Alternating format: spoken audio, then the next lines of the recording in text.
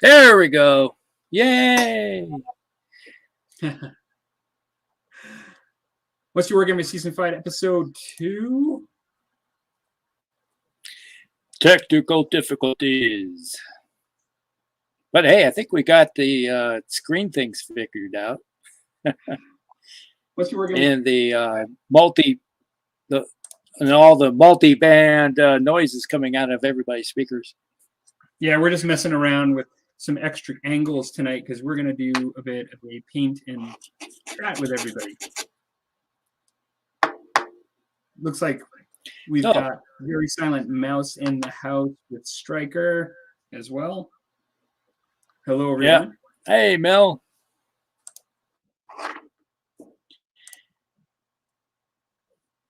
A busy day.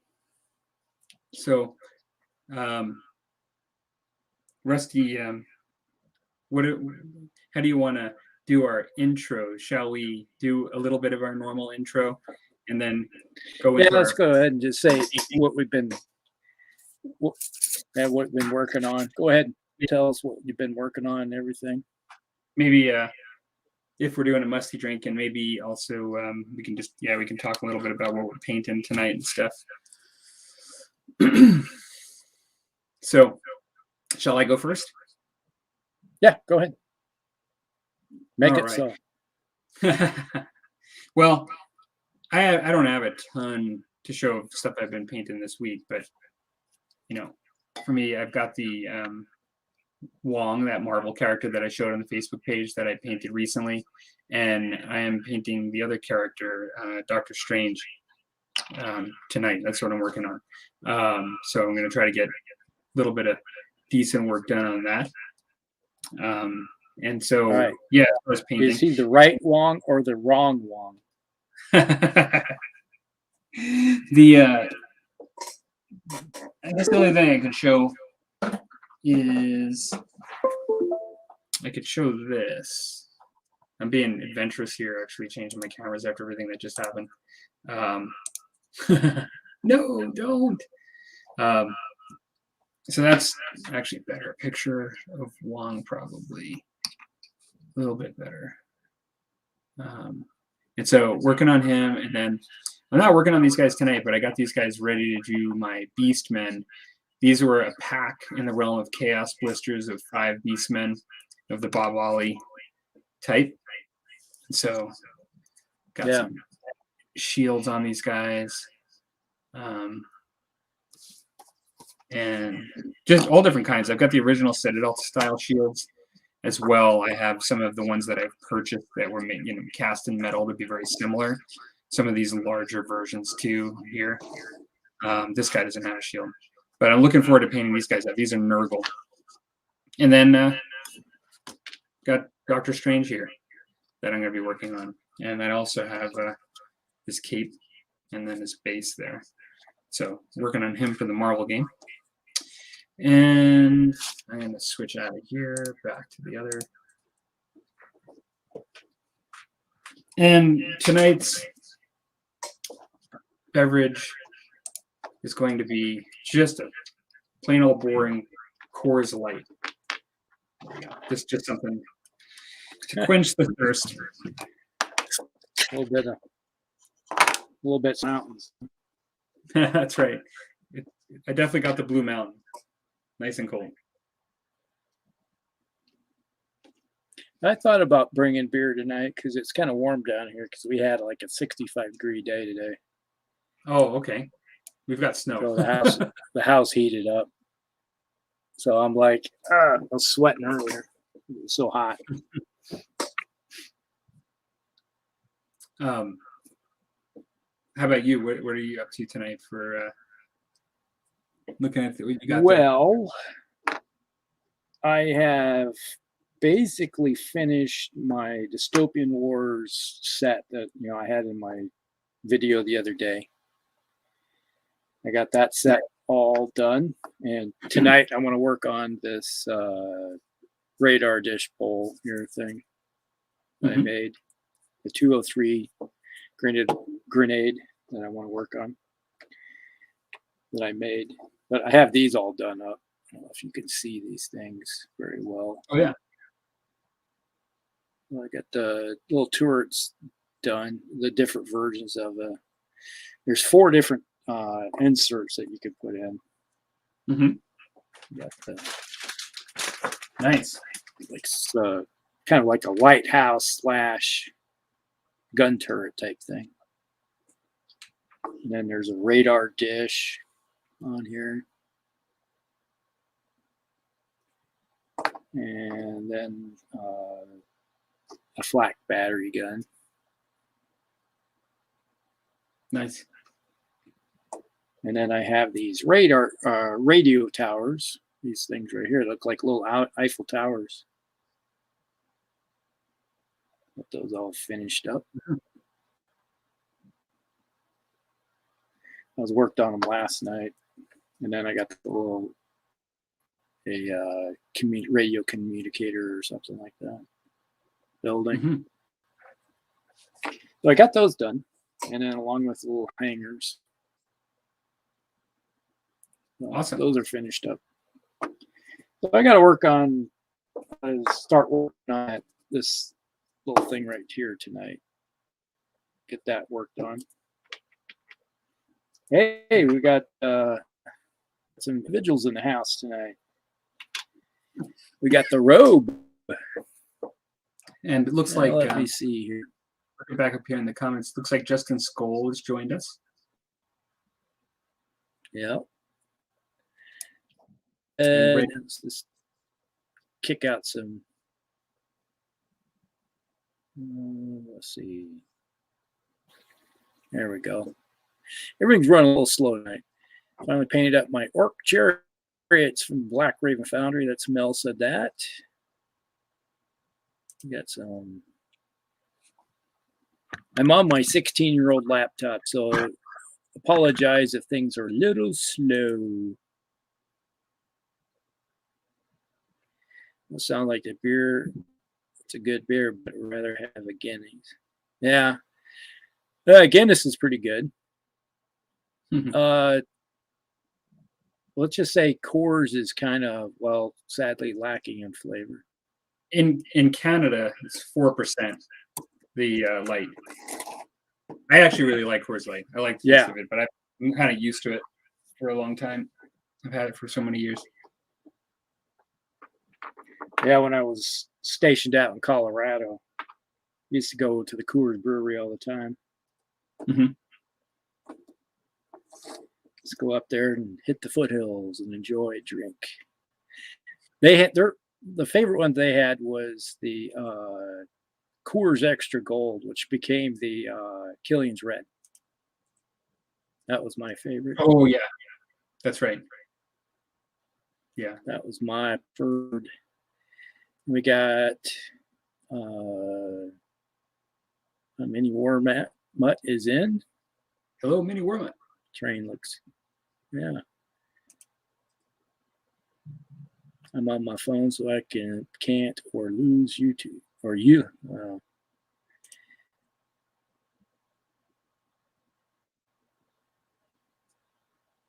Yeah, the head guess on. Nope, it's just we are split personality tonight. That's our problem. Our guests are at painting tables tonight. Yeah, yeah. So we I don't know. Did we talk about this before the show, or did we talk about it when we first started too? I don't even remember. It's one of those days. But we're kind of thinking, we'd try something new tonight, do a bit of a paint and chat, because we've been doing topics for a really long time. And it's been 4 years, 4 seasons, I should say, of doing topics, and they are starting to run a little dry. We're having trouble thinking of ones we've not actually talked about in the vast amount of tabletop wargaming topics you could come up with. And so we thought, we're in season 5. We may be switching things up here and there. We figure, we'll come in, hang out with everybody can chat. We can talk about stuff as it comes up. And we'll just do a bit of a paint and chat. Yeah, if we ever do these paint and chats again, every once in a while, if we want to have a guest come on and wants to join us, we can do that too. Yeah. Working on the air Civil War. Oh yeah, bounce back over to Battletech. I'm going to be working on some Battletech tonight too, so for a little bit. What a tech? That B game. My 13th Wolfguard third. Plus the Battletech sword, not 4K. I am starting with some flat House. blue.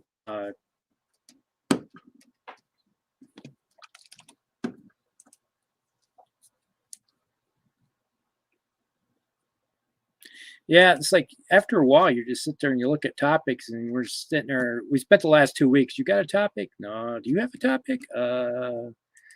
We do have sort of a topic. And to be honest with me, it's on my phone, and I can't get to my phone because I'm using my phone as my second camera. What was the second? Our topic was, traveling. But while we're waiting on it, I'm going to break this You can out. talk about it too. You can talk about it too. There's no. I think the rules here now is that there are no rules. Yeah. Oh, nice. Yeah. 12-year-old Scotch. Gosh, I thought you were like Smells trying to like... get some whiskeys there when you're holding that bottle like you're Oh, rubbing it like it's a love affair. It's my other mistress.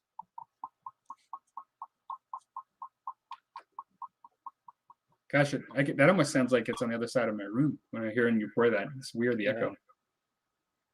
Oh man, that smells so good. Smell the fruit in that one. I need to change my look now.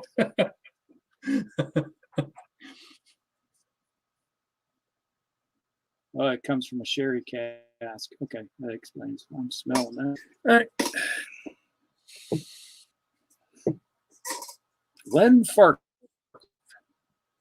Nice. Nothing like a Highland Scotch or a Speyside or an Isla. I'm gonna let that sit there. Oh no, I can't.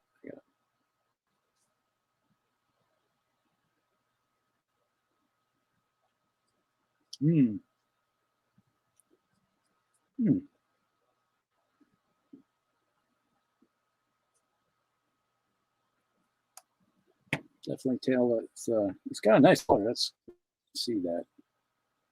You can definitely tell it comes from a sherry cask. All right, where was I? So, how was your week been? Oh, it's been crazy. It's mainly just been work lately, and I am really actually looking forward to just doing some painting and chatting tonight. Did not think about work. Yeah, well, I can understand that. The day for me, I was running around town having to run errands. Yeah, it's like my my mother-in-law has some stuff that she needed done. She needed stuff picked up, so I had to go do it. It's just like run here, run there. It's like there's only so many hours in a week that you're available to do stuff.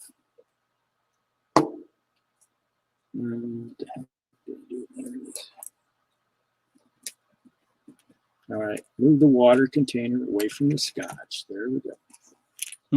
Put the paintbrush in the scotch. That'd be dumb. But yeah.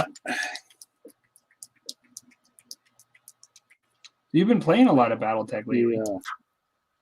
Speaking of that. Yeah, we haven't played Battletech since Monday. I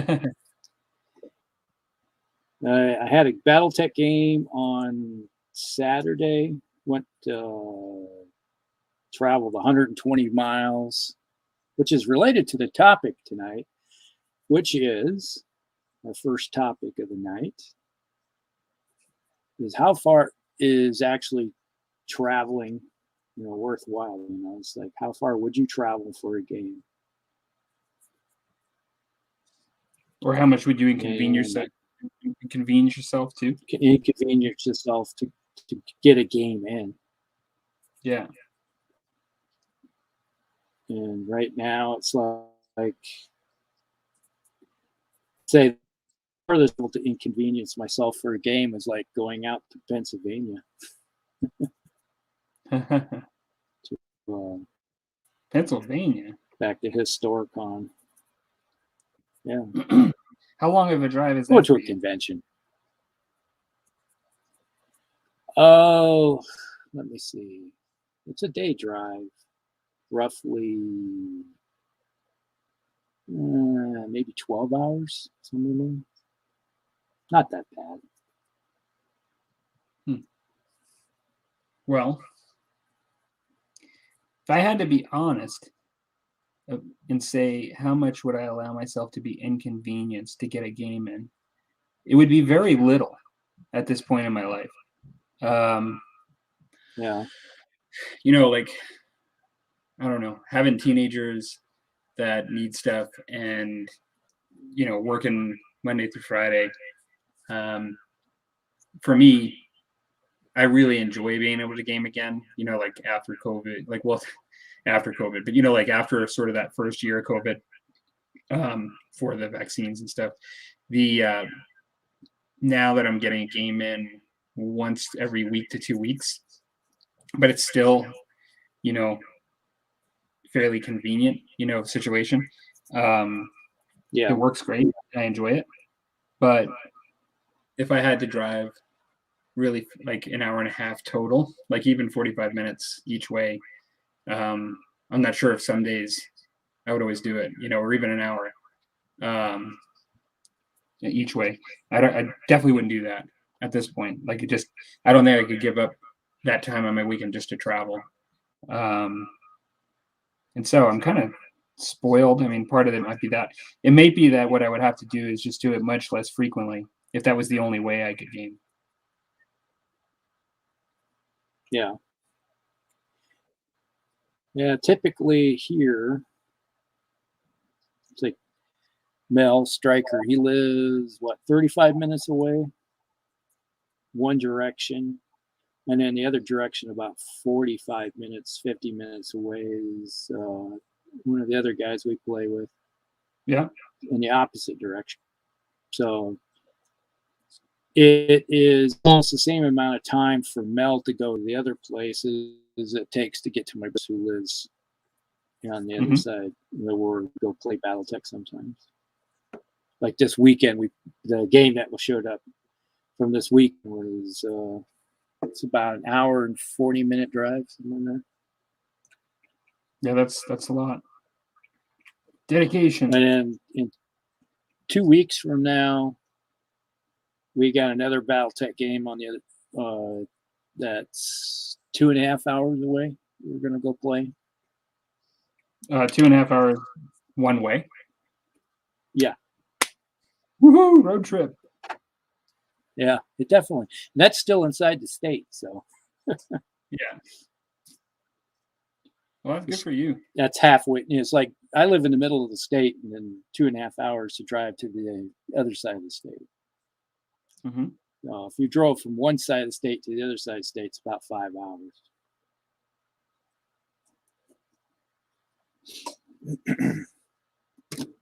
But people are willing to travel long distances to enjoy a game. And the funny thing too, though, is, and this is a bit of an offshoot of the topic. I mean, like when you know that you're going to get the game, like you know when you arrive, like you know the person you're playing, like you know it will actually happen. That's one thing.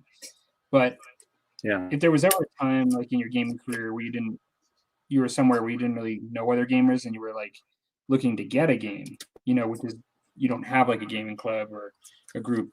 It's a little bit different in the sense that I remember going and wanting to play some Infinity and not really knowing anybody, and going to a store that was about 45 minutes from where I live. This was probably 10 years ago, and showing up and seeing other people play and not really being able to get a game, and then just driving 45 minutes back. And it was like an hour and a half of just driving to spend like a half hour there and just, or something, and just for an hour and just not even really being able to get a game in. Like it's kind of meeting folks, but it was just, sorry.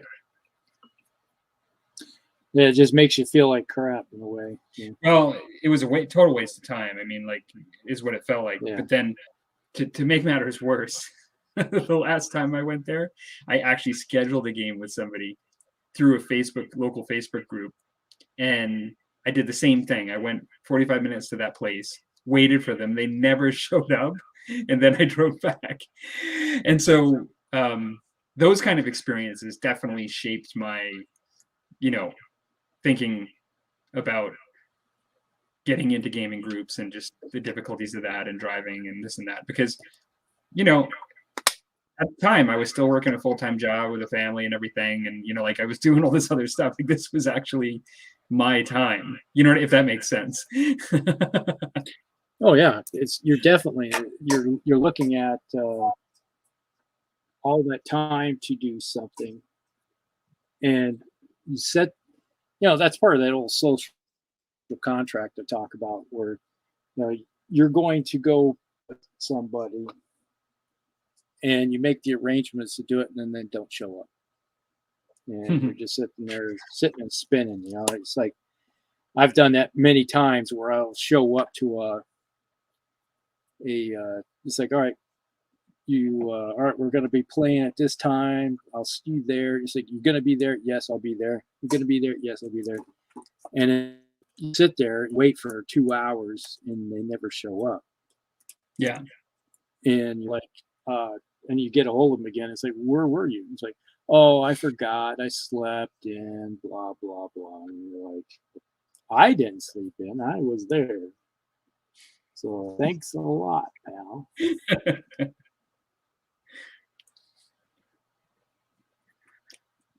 It just makes you sit there and go,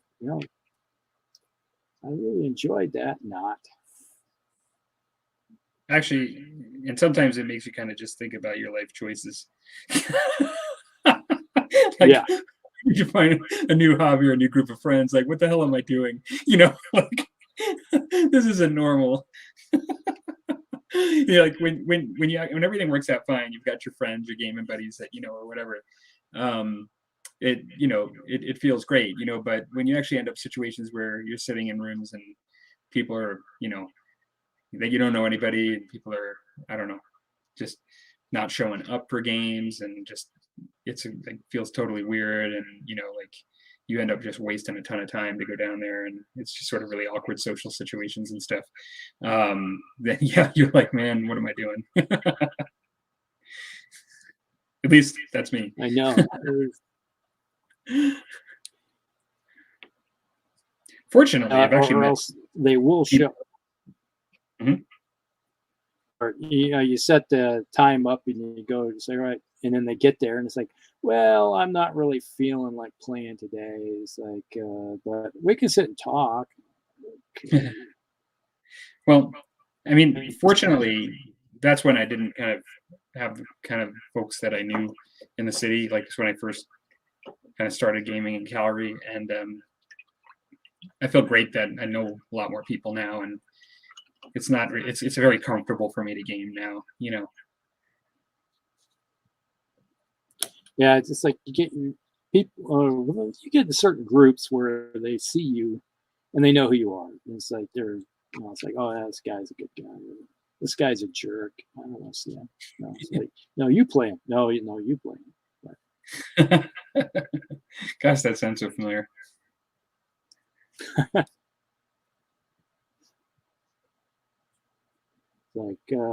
like, oh, I thought you were someone else. Oh man.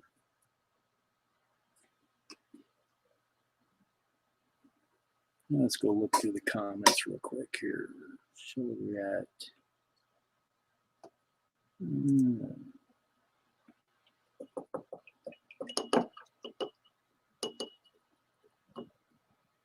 Don't mind coming on as a human technical readout.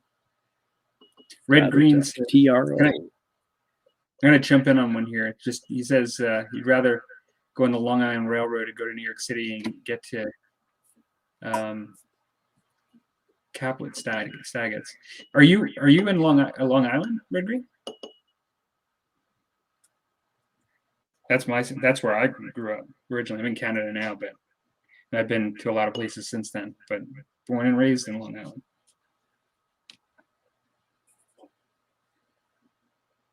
Lots of different places. Mm-hmm. Lots of different places. Is that the quote? Yeah, right. Am I in the police station right now? Lots of different places. You have a funny accent. Where are you from? Lots of different places. Mr. Nash. Name that prize. All right, yep, here we go. How far or convenient would you allow yourself to be to get in a game? Well, sometimes it is clan go spare. That's what I would be painting the clan invasion stuff. Now, I do like the 13th Wolf though. PA is still a beautiful state. What's that? To answer on Red Green's comments down there, saying that he's from Pennsylvania, not Long Island.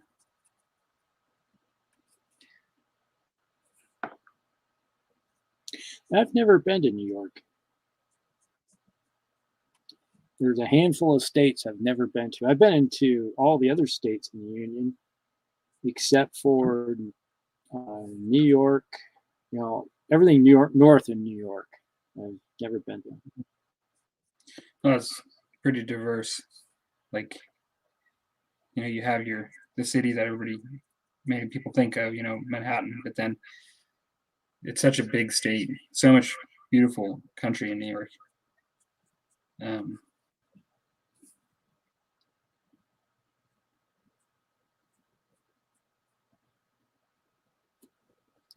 about 2 stars short of a full cluster. Holy. See, a full cluster is how many mechs? That's the question of the day.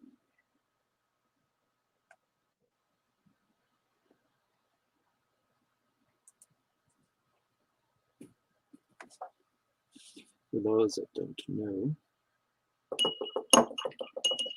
a full cluster of battle mechs is a lot.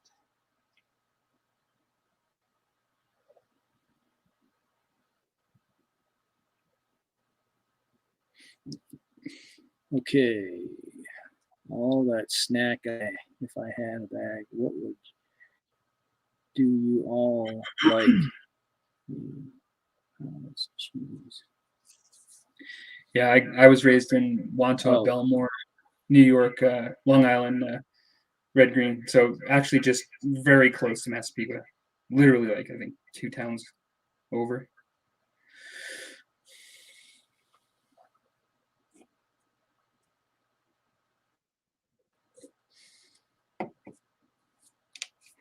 Now it's like when we go to like Gen Con, we get a lot of guys that come from New York.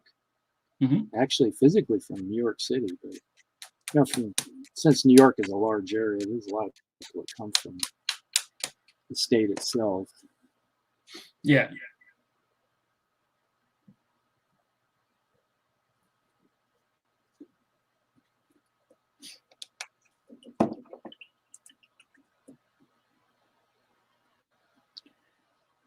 Dang, that's an awesome.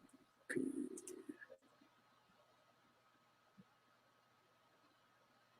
Yeah, spring on the evil mother law jokes. Yeah. Well, I get along better with my mother-in-law and my own mother. Let's just put it that way. Mm-hmm. Cathal Network says, when you get away from New York City, it's a very beautiful state.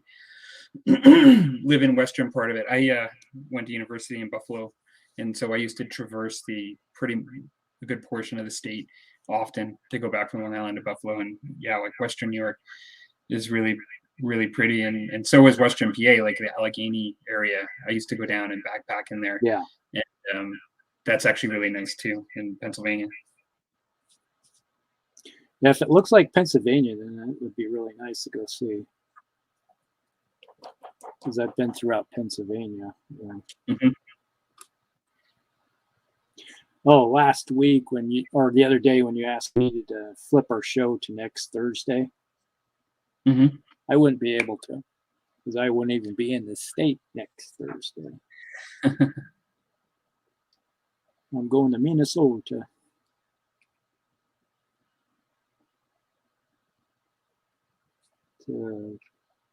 Going up to it's got the Pittsburgh Steelers and the Minnesota Vikings game happening. Nice.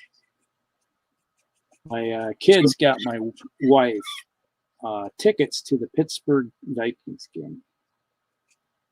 That's great. So we're going to go to the game.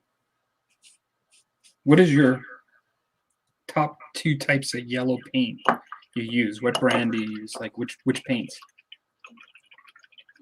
Me? Yeah, you.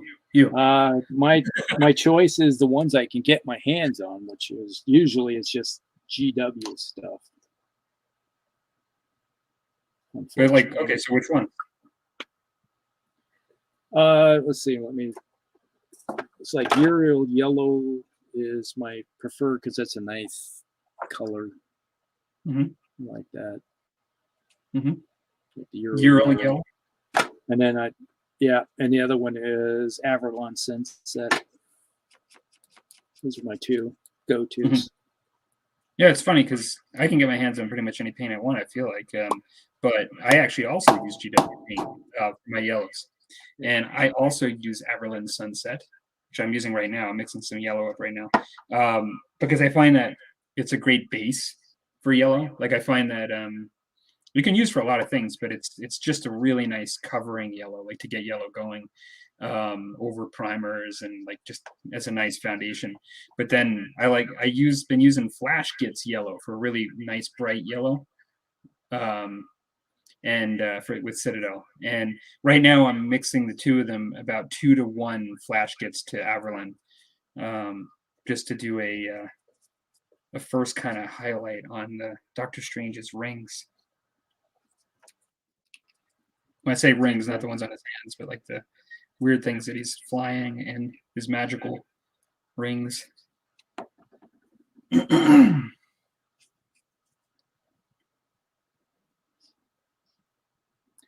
Let's see. Mel says, "Oh yeah, when he went to Historicon, that was in Historicon was that in Eastern Pennsylvania, or was that in Harrisburg when you went?"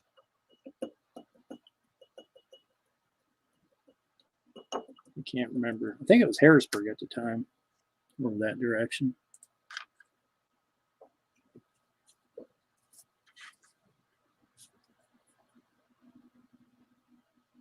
Yeah, they used to have a car show in Harrisburg I used to go to on a regular basis.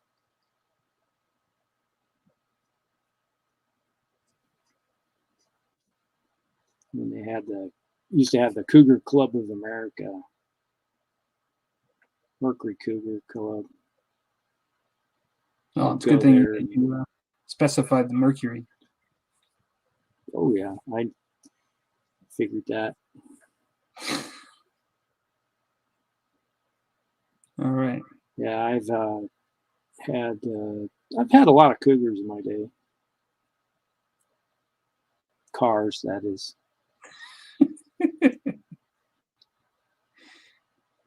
Well, that would explain the interest in the club. Cliff. Yeah. Hello, Ryan. Aqualith Media has joined. The paint chat. Just out. Is anybody else painting tonight? I know that I saw some people doing some Battletech painting, I believe, in the comments. Is it all Battletech tonight? Yes. Well, is there anything else? I'm kind of besides my Warhammer, like my Beastmen that I talked about, those Bob Ollie ones. I am looking forward to doing some French Indian War painting again soon.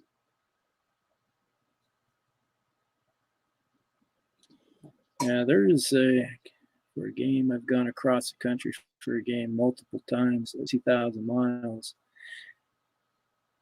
Yeah, like if you're going across Australia, I imagine that's a fair bit of distance.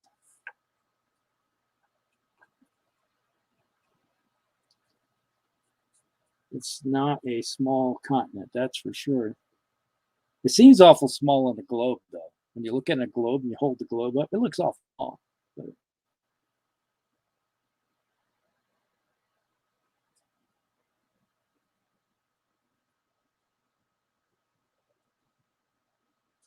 at least you're not driving like across Africa or something. Like I've looked at it before, and it's like North America fits inside Africa and eats it up. It's a big continent.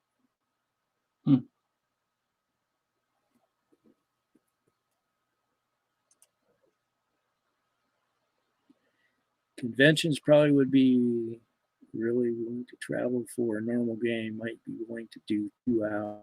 Yeah, 2 hours is kind of stretching it. It's you get when you think about it. It's like if you travel 2 hours, then it's like this last Saturday. I got up at 5:30 in the morning, showered, ate my breakfast, and then I was out the door before 7 a.m. to get there by 9 o'clock. Played at 6, sit around and BS for about 2 hours because it's family usually. And then I leave by 8, let's say 8 o'clock, and then drive another 2 hours or so home. So you're home by 10. That's a long day. Oh, yeah.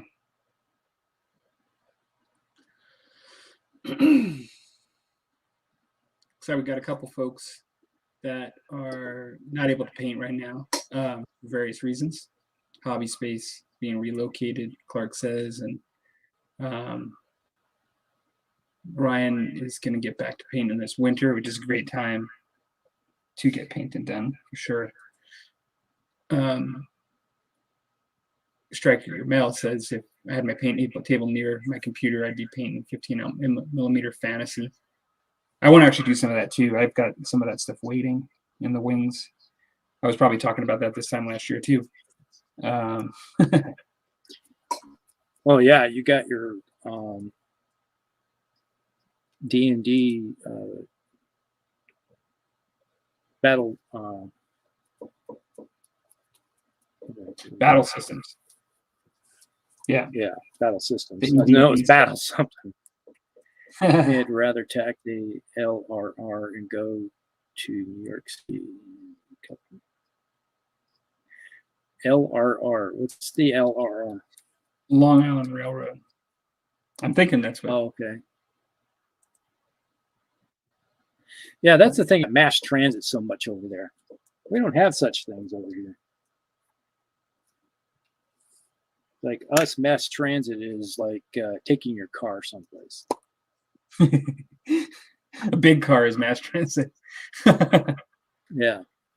My truck is mass transit.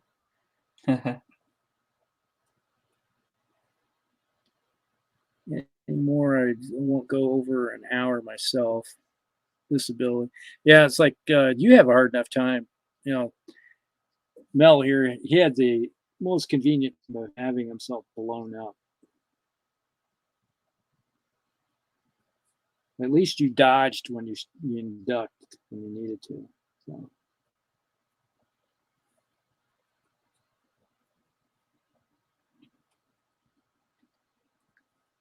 Very Silent Mouse. I play Infinity 2 and dabbled, Palmer and dabbled with Marvel's Crisis Protocol. Yeah, I wish I played more Infinity. I really like the game. That's one where it's hard to get others. Like, actually, I played more with my kids, dabbling with it, like the beginner scenarios and stuff, than I have gotten like a lot of games in.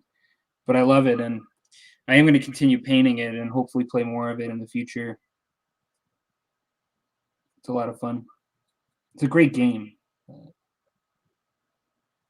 Not sure I'm going everywhere that the company's going with it. Like, I know they're moving away from metals now and they're doing lots of different stuff, and it's cool, but we'll see. Pretty soon I'll be Infinity. playing. Instead of Old Hammer, it'll be Old Inity or something that I'll be playing. Yeah. I like some of the early Where sculpts is that? from Corvus Belli, actually.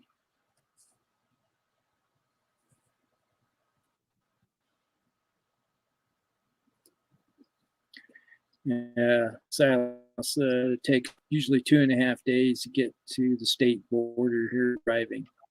Yeah, in 2 days I can get to California from here.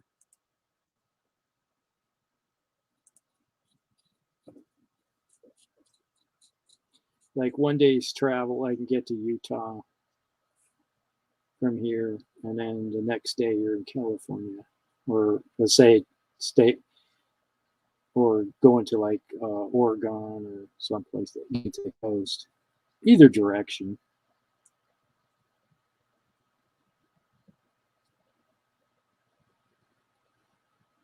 But it's been a while. It's like the last time I went to the coast was in Florida.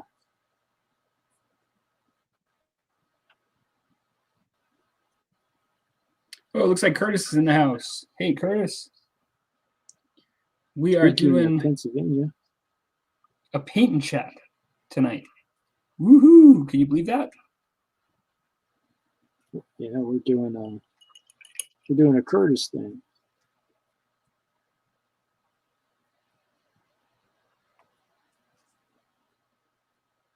Hmm. One of the originators of the original paint and chat.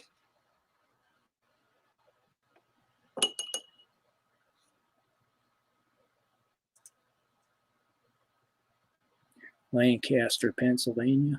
Wow. If I can't make a message, then I soon will know I can't make it.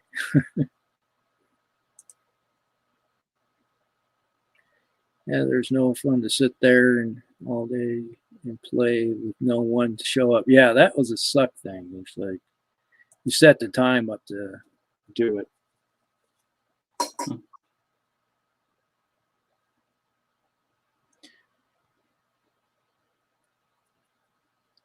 Yeah, our multicam setup is really sophisticated. Both of us just threw our phones into the corner. We're a little late starting tonight because we were like, what are we going to do? How are we going to do this? We kind of put this together. This was like a few boards and some nails, and like we basically slapped this thing together right before the show. Well, if I had some duct tape, I could make this work. Exactly. If she can't find it handy, red green show.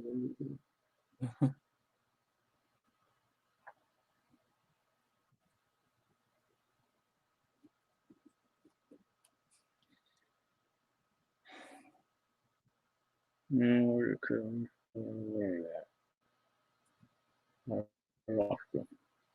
wow, you guys are way at. It's like I suddenly went to the bottom of the messages, and it took me a while to get there.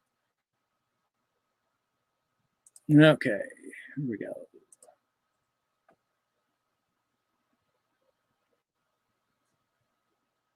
$33. All right, what's the darn question?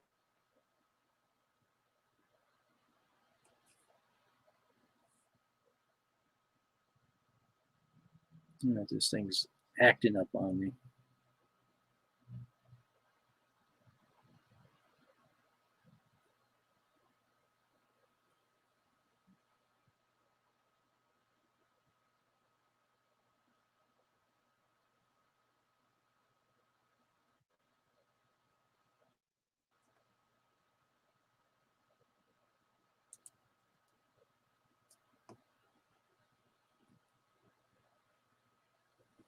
In this case, 50 or 3 stars of elementals. And I think that is that relationship to the galaxy size.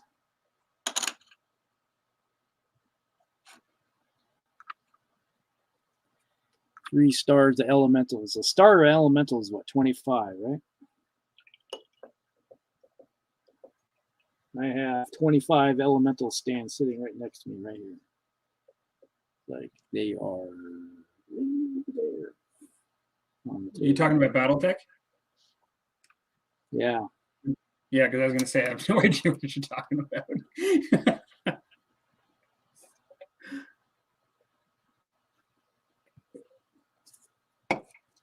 Yeah, elementals are battle armor, Okay. infantry. So guys, and they're basically Terminators Oh, that okay. have jump jets, and would tear a 40K Terminator into little bits. Mm-hmm. It's the Klan's version of a Space Marine before there were Space Marines. So let's put it that way.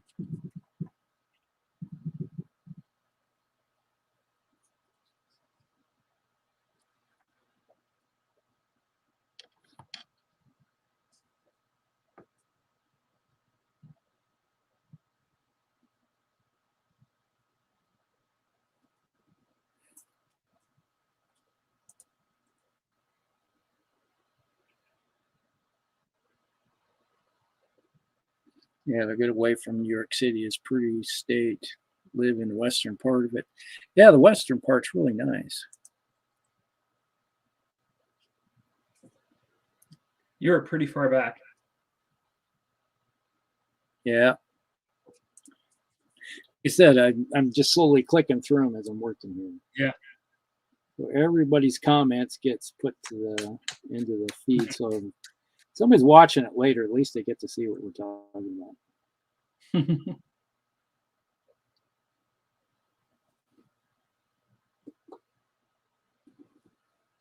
Okay. Well, here in Arizona this time of year, we get a lot of idiots out wandering around, aka Iowa. Yeah, our snowbirds. They trying to escape the snow. I'm amazed at the number of people that hate snow for some reason. I don't get it. Snow is meant to be played in. The only thing I don't like is when there's like tons of traffic because of snow. Oh, you got to travel in it. I'd rather play in Yeah. it. It's like the worst time of year is, when we have our first snowstorm and the roads are littered with people from Utah, California, Arizona, Texas, New Mexico. Their cars are all splattered through the ditches because the snow will hit, and then they just keep on driving fast and not slow down. They're trying to do 70, 80 mile an hour with an inch of snow or something like that. And next thing you know, they're doing auto tobogganing.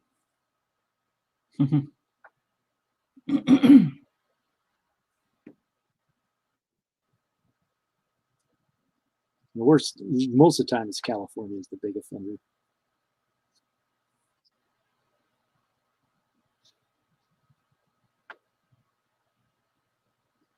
It's like, well, welcome to Iowa. Stick around for a while.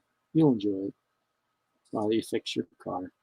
Or, as they say here, well, the tow ban is in effect, so got to wait for the storm to end before you can get your car out.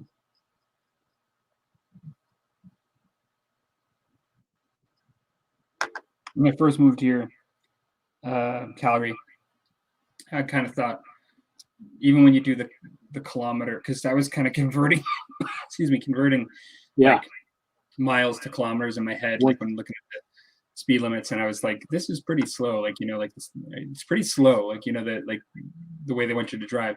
But what I kind of realized is these speed limits are for the whole year, and 8 months out of the year there's snow on the ground usually. This we're having a pretty mild, really mild fall, even though we've got ice and a skiff right now. But those speed limits apply very well in bad weather conditions. Like you really want to make sure you're sort of following them in those conditions. But most of the time, you definitely want to slow down. You want to make it to your game. Or at least you want to make it to the session that you're hoping you get a game. Yeah, most definitely. Yeah, we haven't had any snow yet this year. which is interesting. I heard they had some in like Minnesota about a month ago, but you know, it hasn't really materialized here. It's like today it was 65 degrees, so it's like nice. You go outside, at least you enjoy a little bit of nice weather while you're outside doing stuff. Yeah, we were 2 Celsius the last time I looked at temperature. But what was it? 2 Celsius. Oh, so about 35. Something like that. But we've been fortunate, not much snow. However, like I said, I actually kind of like the winter, so I'm not complaining too much. Yeah, I grew up in northern Minnesota, which, you know, pretty close to Canada. So you didn't like winter. Well, you end up moving. And you moved. Yes, you never came back. Well, sorry, Mr. Ash and Gray. You're in the garbage. Break out the new one.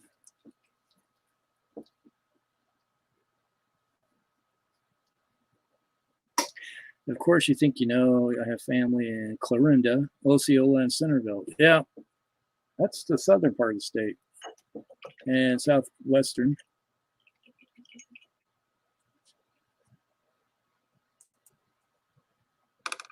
It's like I bought my truck last year in Osceola.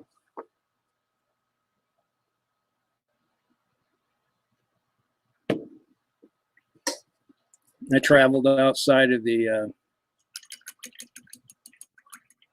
Des Moines Metro to get myself a new vehicle. It's like you leave the metro area and prices of vehicles drop like a.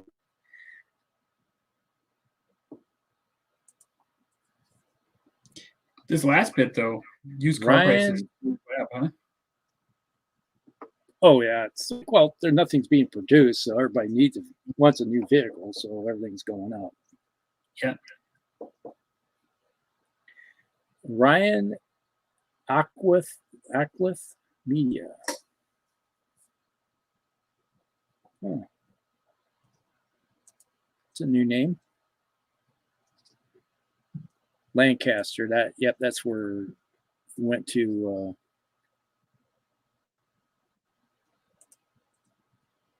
Historicon was in Lancaster. There we go. Yeah, that was about half an hour ago we had that conversation. I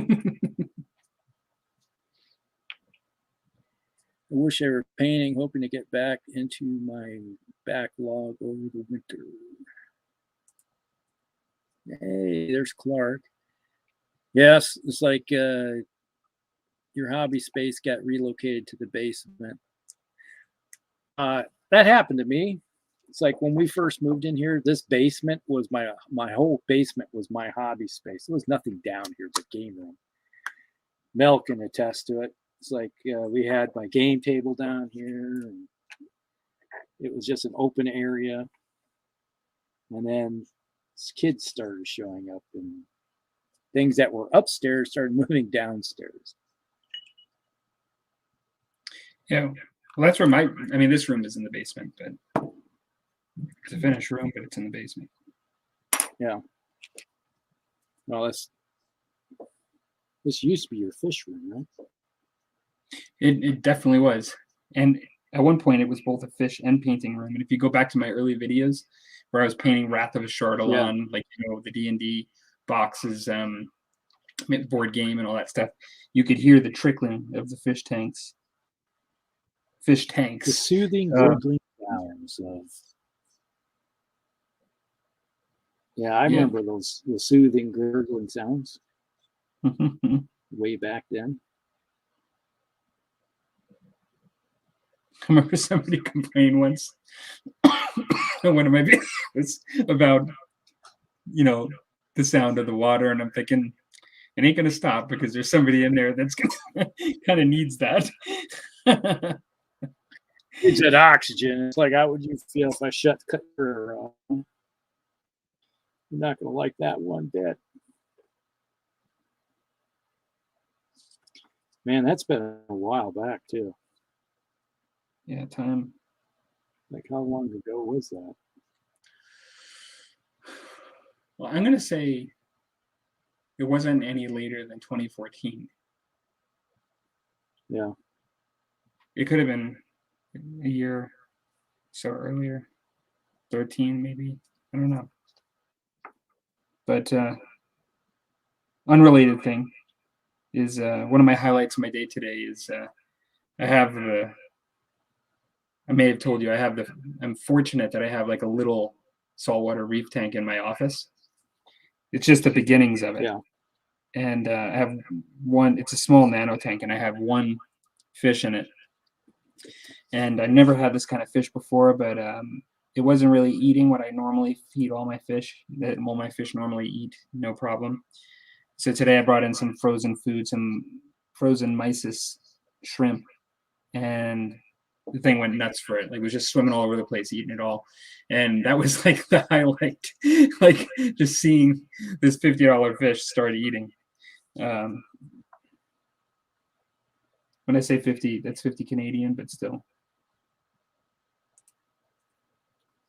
Yeah, that's remember, I miss my fish tanks. Like, that was one thing I've always had an affinity for, is fish and plants. Mm-hmm. Always had something. I had fish up until what the heck was it that we probably 8, I think, fish we had. I kind of lost interest after my wife killed most of them. Yeah, You'd go. She'd forget to feed him. See, the problem is with the fish was that they weren't loud enough in complaining that they were hungry. Right. The kids, on the other hand, could complain that they were hungry. It's like, Mom, feed me. So she would feed the kids, but she'd forget to feed them. And pretty soon, the fish were eating each other. Well, particularly the kind that you had. Looks like those guys, piranhas, eat each other, no matter what the case. Usually, eventually they do. Yeah, that's why you only have one. That's right. Everybody ends up with one. It's just like the Highlander. There can be only one. Whoosh. Oh man, I was watching last night. What the heck was it called? River Monsters. Mm-hmm. That's what you sent me, right? Yeah, I sent. Yeah, I did send you that one. Yeah, I saw that. The guy was using 50-pound test steel leader lines, and those fish were biting through it like it was thread. I'm like, oh my god!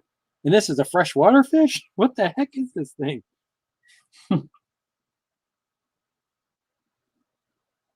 And when they finally caught one and he showed it, it was like its teeth scissors, overlapping scissors. It would just bite through it. You know, it would just like snippers. It would snip right through a steel leader like it was nothing.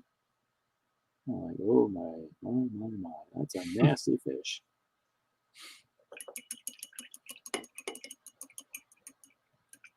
And the story starts off with about how one of these fish killed a girl, like biting her. Like, man,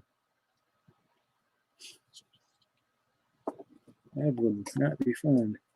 Just to put your channel.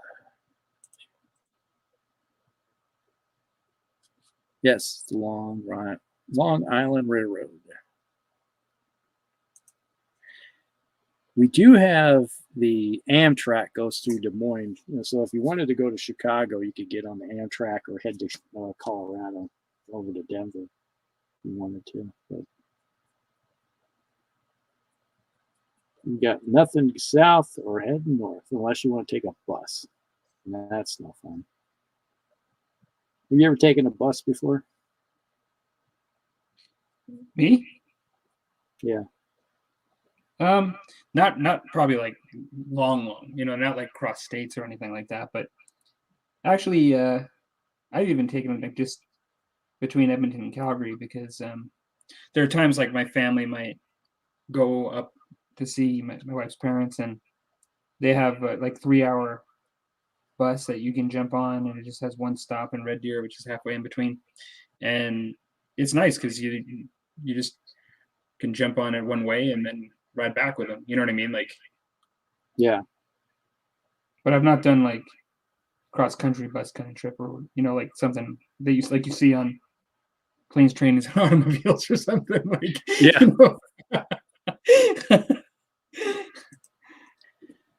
Yeah, I've taken a bus to down to Kansas City once. I had a friend of mine who had his vehicle. He drove his vehicle down there and left it, and I went and had his extra set of keys, and I went took the bus down and then drove his vehicle back to Des Moines for him.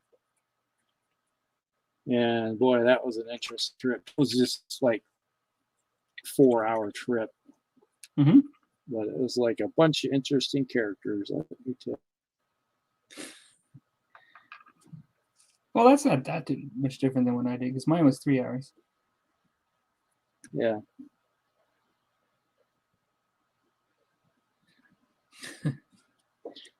I've just been lucky enough that I've always had a vehicle. Mm-hmm.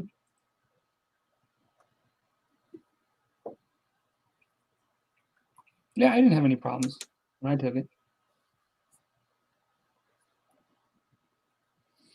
I always wanted to do a nice train ride. Like that's sort of a bucket list thing. That's probably getting harder and harder to do, but they still do them. But man, I would love to do one of those long train rides where you have like a sort of Scenic a cabin. ride. Yeah, or when you have a cabin and it's over a long, I think that would be really cool where you eat dinner on it and all that stuff. That would be really cool. Yeah, I've done the scenic train ride. That was fun. Take a little drive over and hit the station, and you typically that was just a drive right out. They go and then come back. I took a train ride in Alaska 5 years ago. God, that's been 5 years. It's hard to believe. They have one that goes through the mountains here in British Columbia over, and that would be kind of neat. I've never been to Europe either, and you see on movies and stuff, people doing things where you get to see the mountains and different stuff, like so even areas of Europe and stuff. I think that would be really cool. Looks like Curtis says he's doing a train trip soon from PA to Florida. That'd be cool. Okay.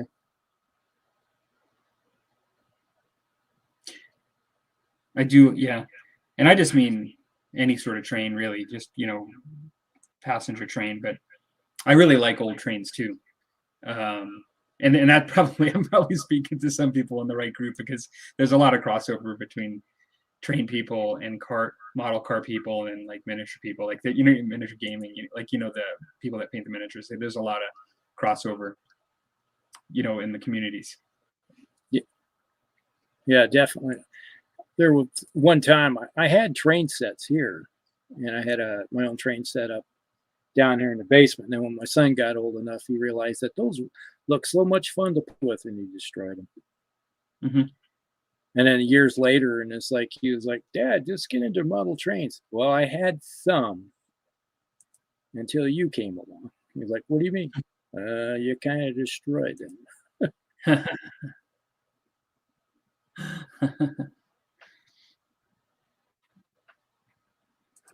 I still got some of the bits and pieces laying around here in some of these boxes right over here. Someday I'll probably. What I want to do is get the stuff out, but I got so much crap down here now that what used to be an empty basement is now full of stuff.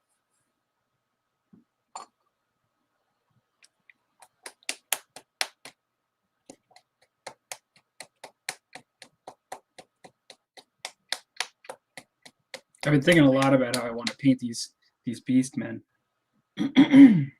because these are the ones that I've spent years collecting, these 30. And the Nurgle ones, I am going to, you know, they have like really cool appendages that are all mutated and stuff because they're Nurgle. And I will paint those kind of some bright colors and cool fades and stuff with some of those mutations and things. But they're going to do each 5 of the 15 Nurgle ones, one particular skin tone. I'll do like 3 different types and just kind of vary it up a bit. So this first group, I'm going to do one kind. But man, I spent so much time collecting these that I'm not nervous to paint them, but just sort of really wanting to think about how I want to do them, if that makes sense. Just Yeah. See, Ryan, we're in the Twin City area. Where are you from? So when I lived in Minnesota, I lived north of Bemidji, up there by the Red Lake Indian Reservation. All right, can't get out of this.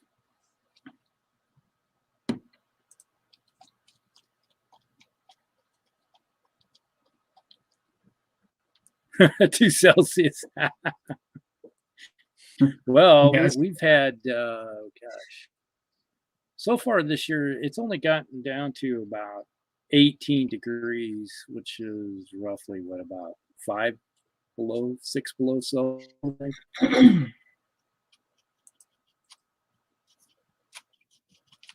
Wasn't bad. You know, you guys think that that's a lot. In all honesty, most folks around here think that that's good. You know, like, Yeah. it actually, it's been negative 50 here, you know, with and stuff. Oh yeah. You know, like, we don't really fuss until it gets to like negative 10, I'd say, and then negative 20 is cold, but it's not where people are like, oh my god, it's ridiculous. You know, when you get to like negative 30, people start taking notice.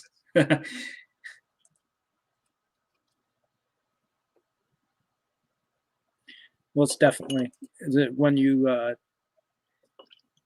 put it in terms of Fahrenheit, you know, it's like, I've seen the lowest I've seen was like 57 below. Then you had the wind chill, which was about 100 below on top of it. You know that And they that was they in become the northern same Minnesota. pretty close to there, right? They actually What's that? They Celsius and Fahrenheit scale actually kind of become the same, pretty close to negative 50. Yeah. Let me pull it up here when we're talking. It's an interesting tidbit.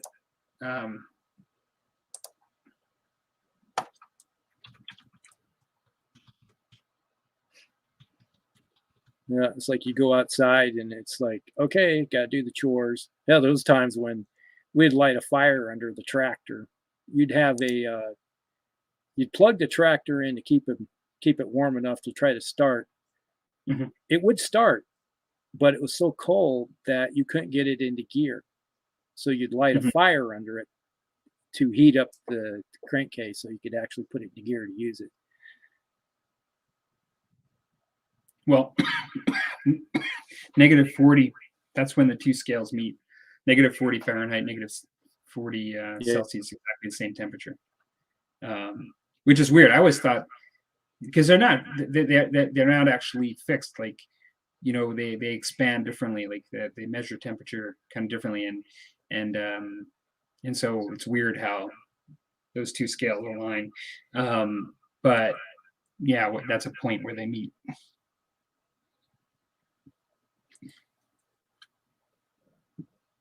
That's kind of cold. It's like there. I remember one time we were sitting outside, and it was down around 50 below one January, and it was clear as a bell. There was not even any wind blowing. It was just dead silent, and you could hear the trees just exploding as the sap would expand and blow the tree out, and you're just sound like a war going off. It was kind of eerie. Then you hear the wolves howling in the background. When I first moved here, well, it's not when I first moved here, but I actually had it was really, really cold here, and I had I turned the heat on my windshield, and I got it real hot. My windshield, like the defroster. Yeah. It was so cold outside that I'm driving and I hear Crack it. bang, like really loud. And I'm like, what the hell just happened? Like I thought, something happened. I didn't, and then I looked and there was this huge crack along my entire windshield. Yeah, that's not good. No.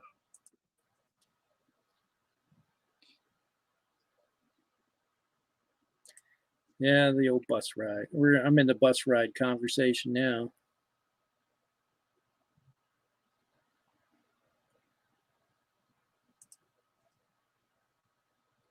Yeah, you get that cold, and well, the other day on Thanksgiving, my mom, which is I think Thanksgiving was the 25th or 26th, I can't remember exactly, one of those days. And my mom shared a memory of that back in 1972 or three, somewhere like I think 72. We're down at where my grandparents who lived in Brainerd, and we were outside walking on the ice on the lake, and the ice was at least 6 inches thick in mid-November. Hmm. It was that cold that winter. Brainerd, that just brings me right to Fargo. There's a Fargo reference to Brainerd, isn't there? Brainerd isn't where it takes place, is it? Let's see, Fargo. The movie, I think they mentioned Brainerd in the movie for sure. Yeah. Well, Fargo's far northwest of Brainerd by a ways. Yeah.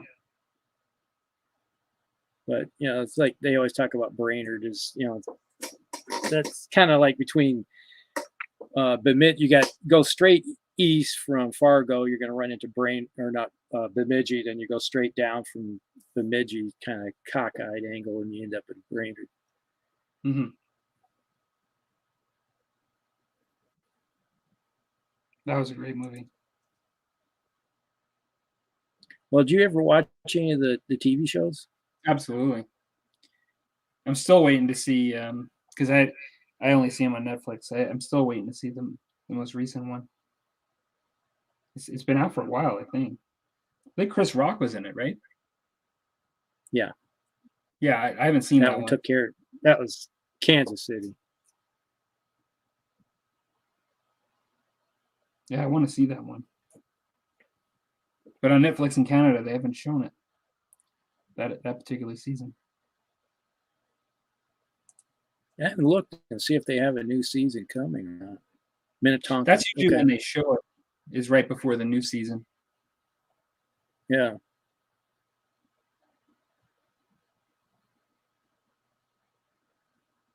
Minnetonka.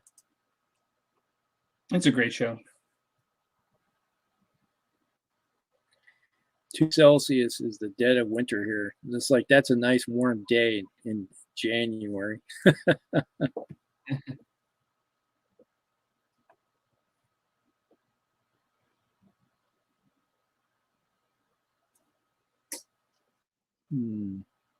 E-home heating. What's that?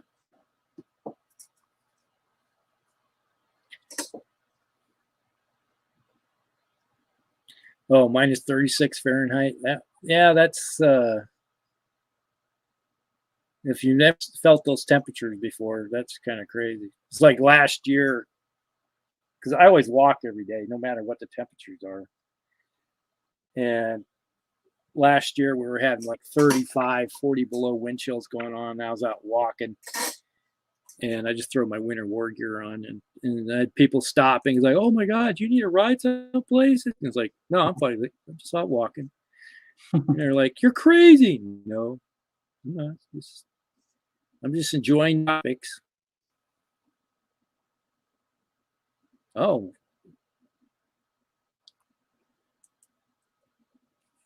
Okay. All right. Night. I think I've caught up.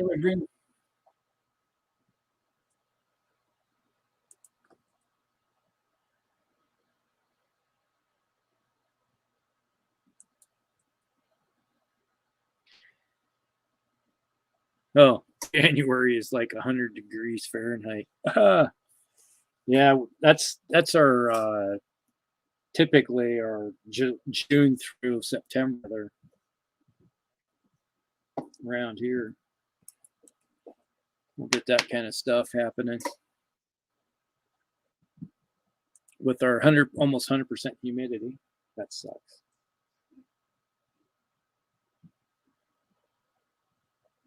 See, I'm not really that into really hot weather. That's kind of why a lot of people say that I do pretty well having moved to Canada, because fall is probably my favorite season, actually. Not necessarily winter, but I do like winter, and I like summer too. I like to be outside and working outside in the yard and doing stuff. But I've always liked the winter. Yeah, I've always enjoyed nice fall and winter my seasons.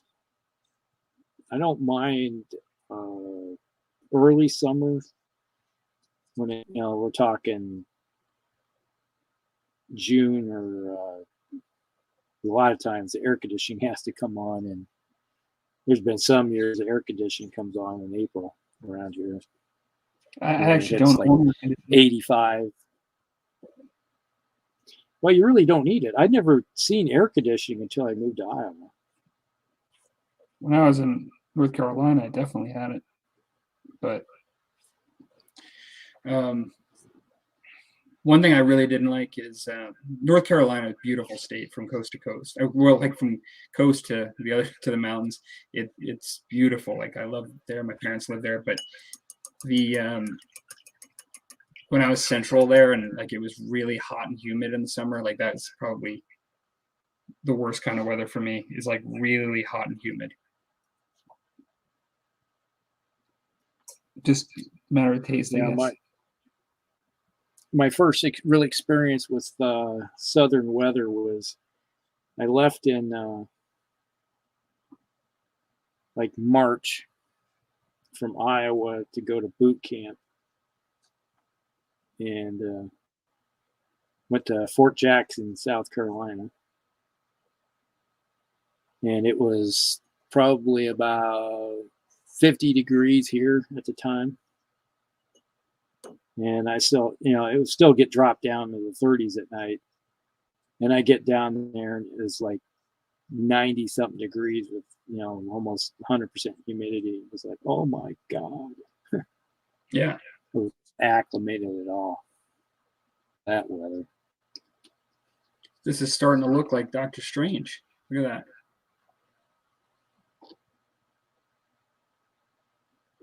Oh, yeah. Starting to. Getting the base coat on there. Strange that he is. That reminds me is that The Hobbit is now on HBO Max. I need to watch The Hobbit again.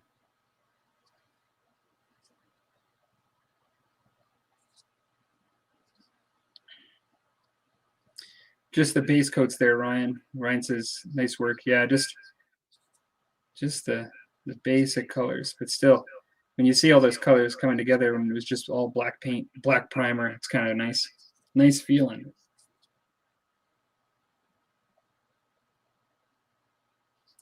That it is.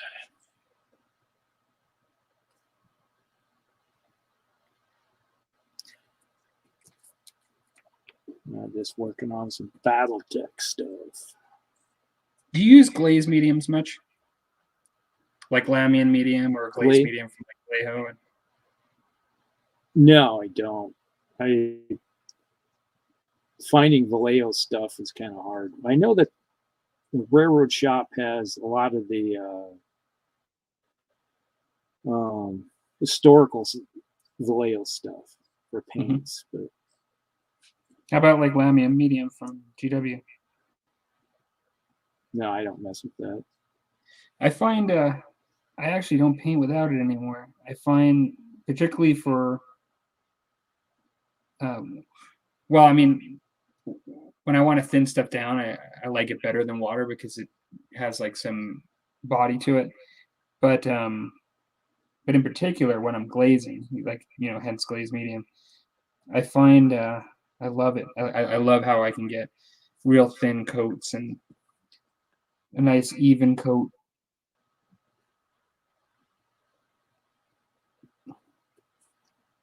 But I like the dropper bottle. Yeah, right now I That's put, why Vallejo. yeah, and I'm the opposite. I don't like the dropper bottles. Okay. To me, they're a nuisance Mm-hmm. because I have to put paint in a pan and then put it on there and then figure out how much I need. And sometimes I don't use very much, and then it's like I put it on there, and the next thing you know, it's everywhere, and it's like, well, that was a major waste. Well, if you let the tip dry, for sure, it causes some bad situations. That it does. Yeah, most of the time, since I'm not really painting with a lot of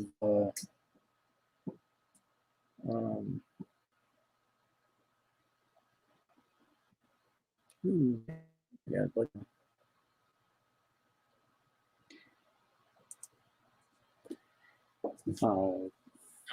Ryan, I'm definitely doing comic style. This is like, let me see if I don't know what I did with my the camera. Must I just sit on the floor? I guess I did. Oh, actually, I'll just show here. These are the kind of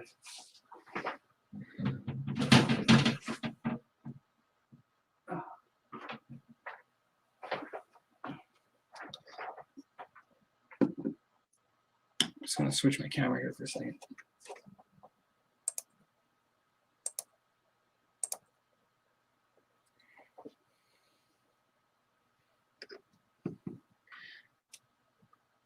These are kind of refocus.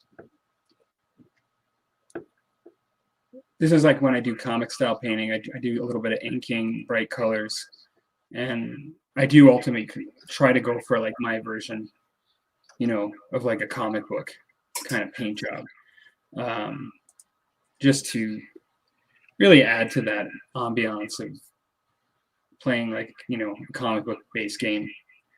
So right now, he's just first base coats,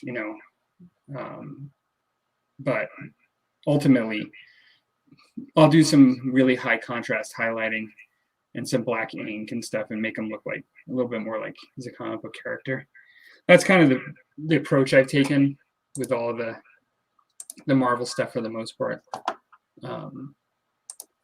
Yeah, it's been fun, actually. I learned a lot from the guys on the comic style mini painters on Facebook, and there's a guy that has a YouTube channel that runs it. He does like a lot, showing how to paint comic book style. I learned a lot from watching him. In a lot of ways, it gave me confidence to try it because there's a lot of things that is drastically different than what you do. It's hard to sometimes risk messing up miniatures to learn.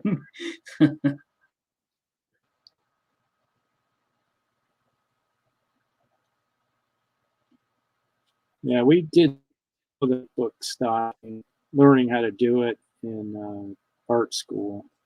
Mm-hmm.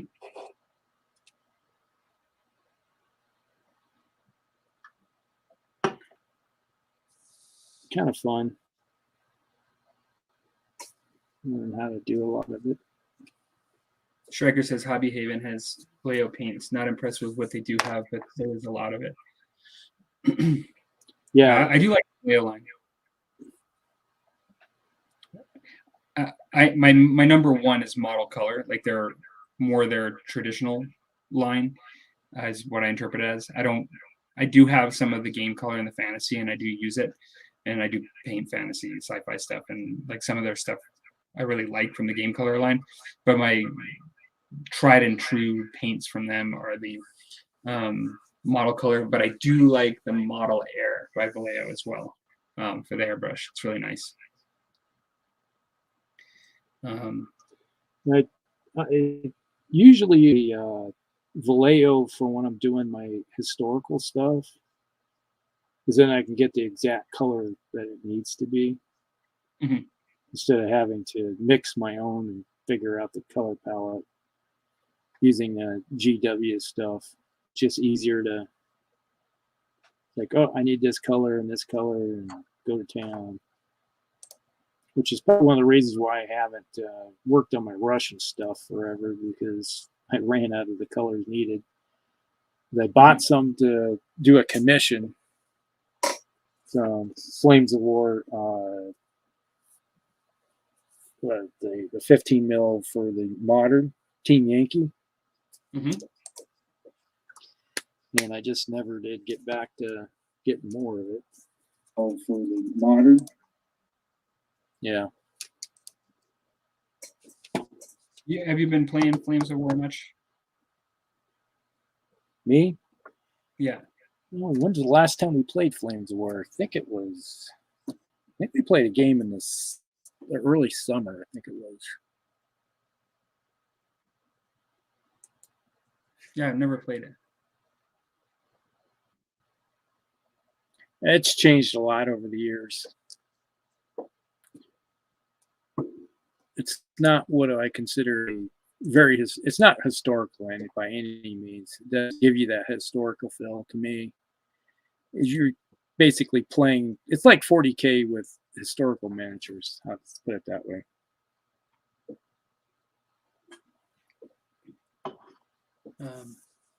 Ryan says, which line are those from? Those are the Marvel Crisis Protocol miniatures game miniatures. They're all from that line.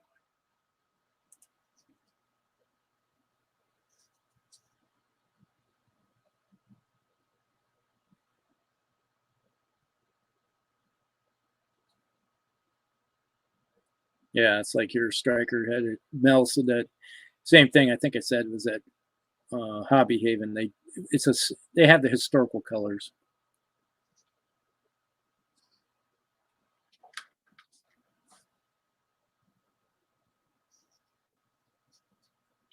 I was jumping on before work the other day. You know Dread, the guy Dread that has a YouTube channel. It's I see the name of his channel so often that I'm having a complete meltdown. What is it?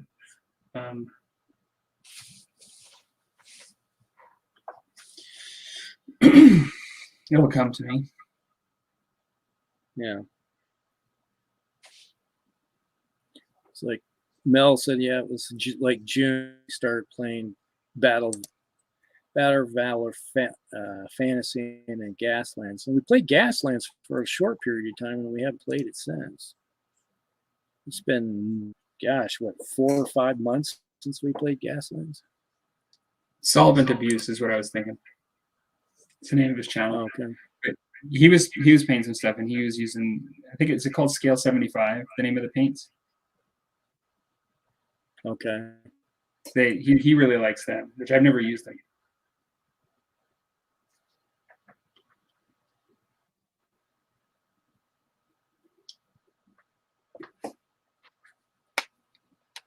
How did the game go today, Mel?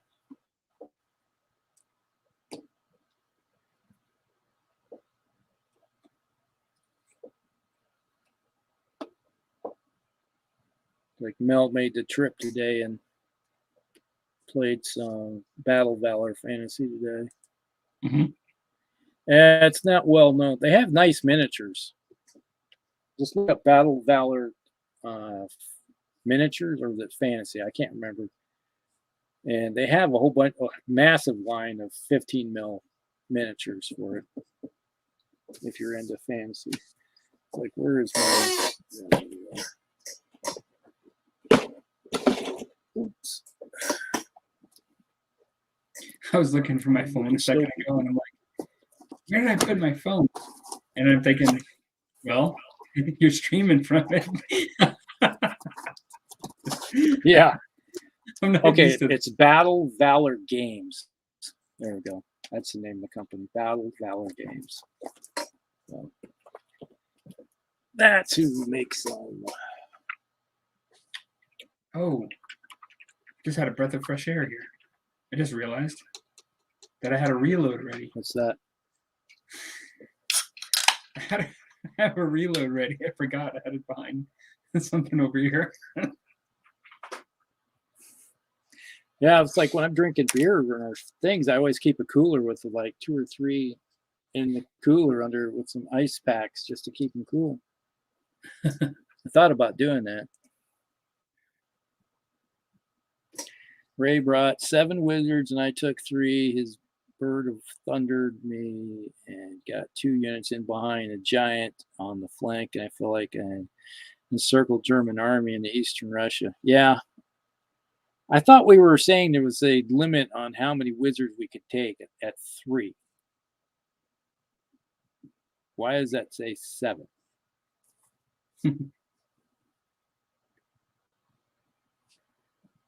Is this some sort of tournament league that you're worried about what's happening when you're not there? Well, wizards are a pain in the behind. They are a major powerhouse in the game. If one side has more than the other, you can guarantee.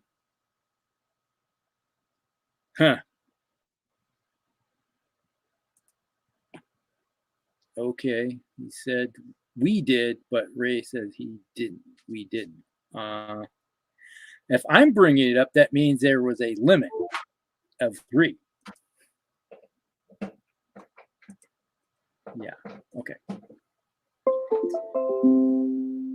Uh-oh. Somebody's. That's me. I realized when I put one of my other cameras in that I unplugged my phone, and so it's needing some juice. Well, I've enjoyed my good scotch. I'm now breaking out the bad scotch.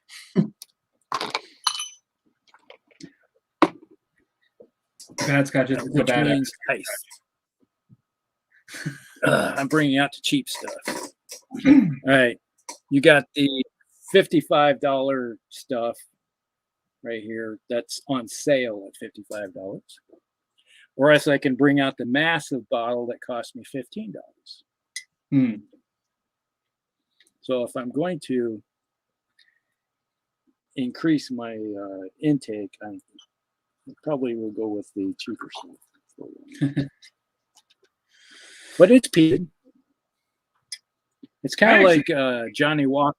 This is Johnny Walker red with a different label. Let's put it I don't know. I mean, it is true that some of the lower shelf stuff on average isn't as good, but I actually find that I like a lot of the cheaper stuff. And in all fairness, I'm the kind of person that if I can find something that I really like that's less expensive, it's sort of a bit of a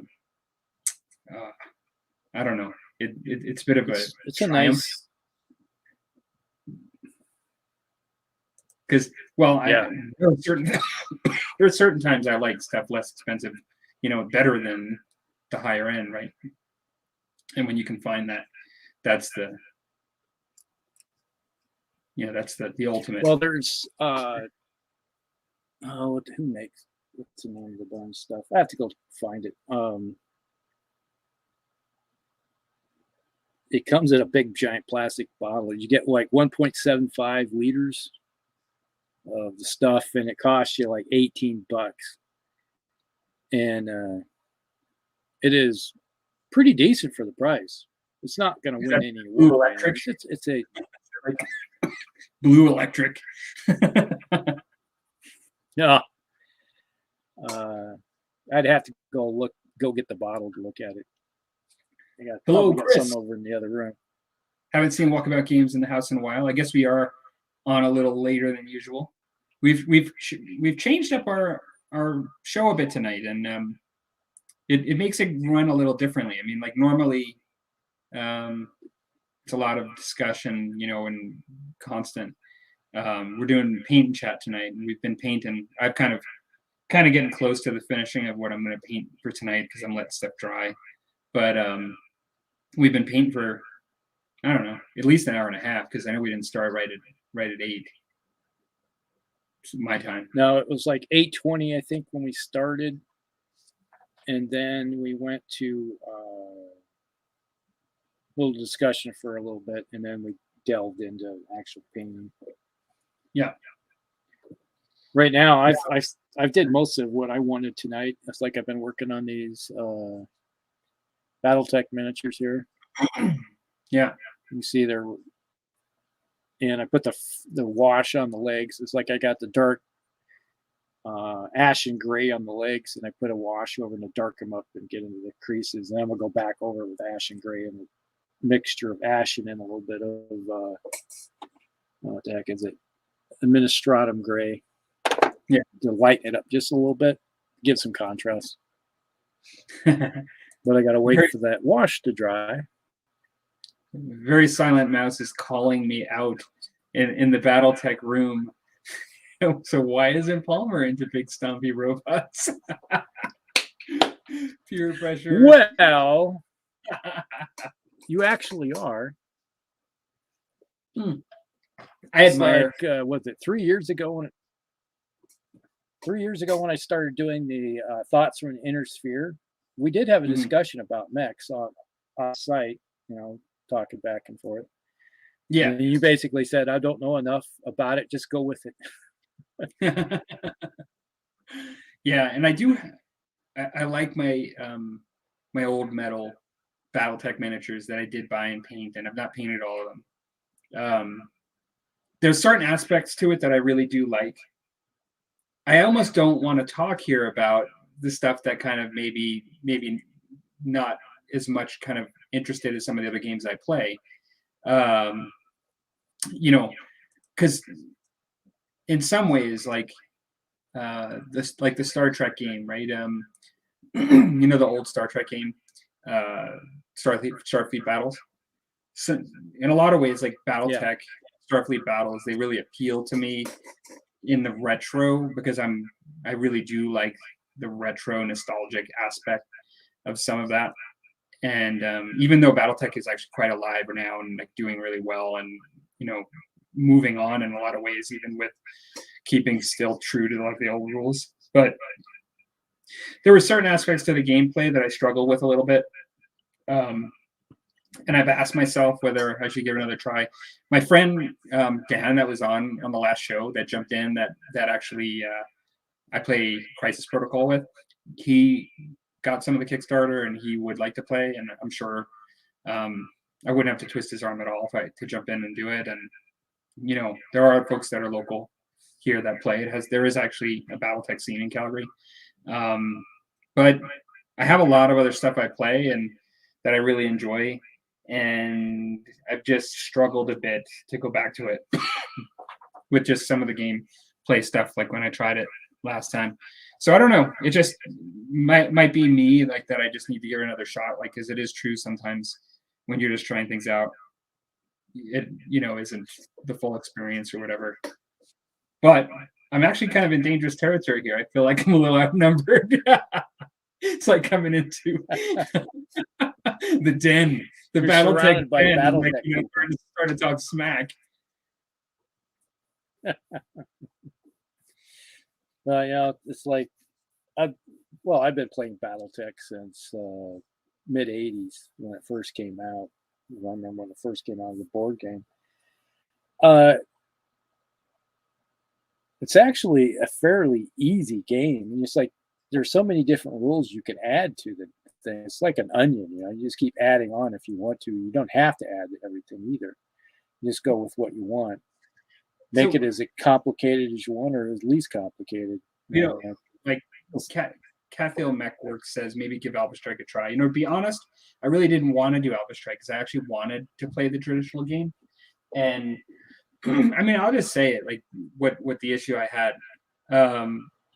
What the issue I had and was that I found when you're far away and like kind of coming in, that it's just really hard to hit with stuff, and then you get in really close, and then a lot of more action happens. But I just found, and I guess there's sweet spots probably, and I know there's different type of weapons. Like when I played, we had the long range weapons and the medium lasers, and like we had short stuff too.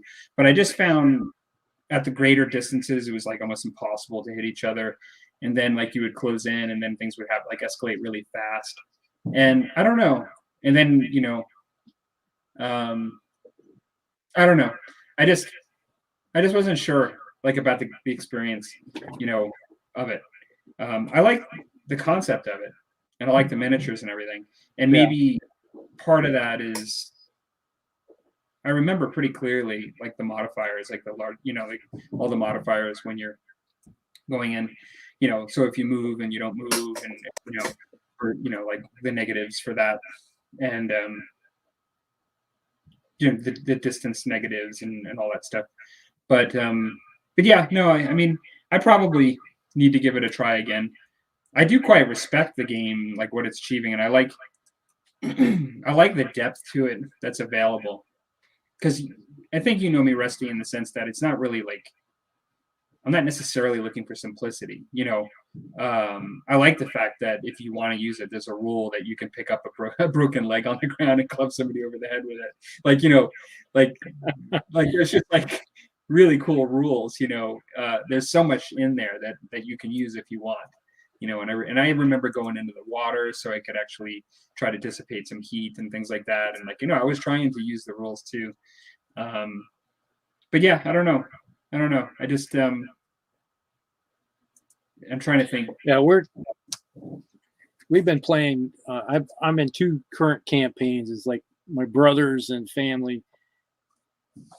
We have 1 campaign going. It started in the 4th Succession Wars, and now is in 3067. I think we're at now.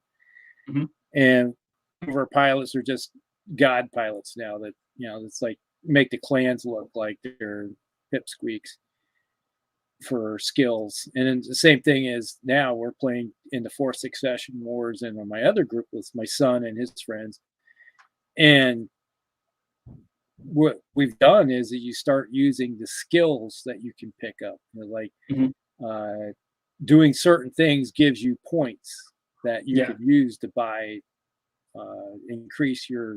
lower your gunnery or your piloting. So now we got like pilots that are 2-3 pilots with sniper skill, and which sniper does is it halves your mods. Like your long range, you're a -4 at long range, right? Yeah. With sniper, it's only a -2. So if you got a guy with an LRM bolt like an archer who has 2 LRM 15s or 20s, the sniper, they're cutting that in half. So it's like they're shooting at medium range, at long range. And I never touched any medium. It's like we never. That's an advanced skill. Yeah.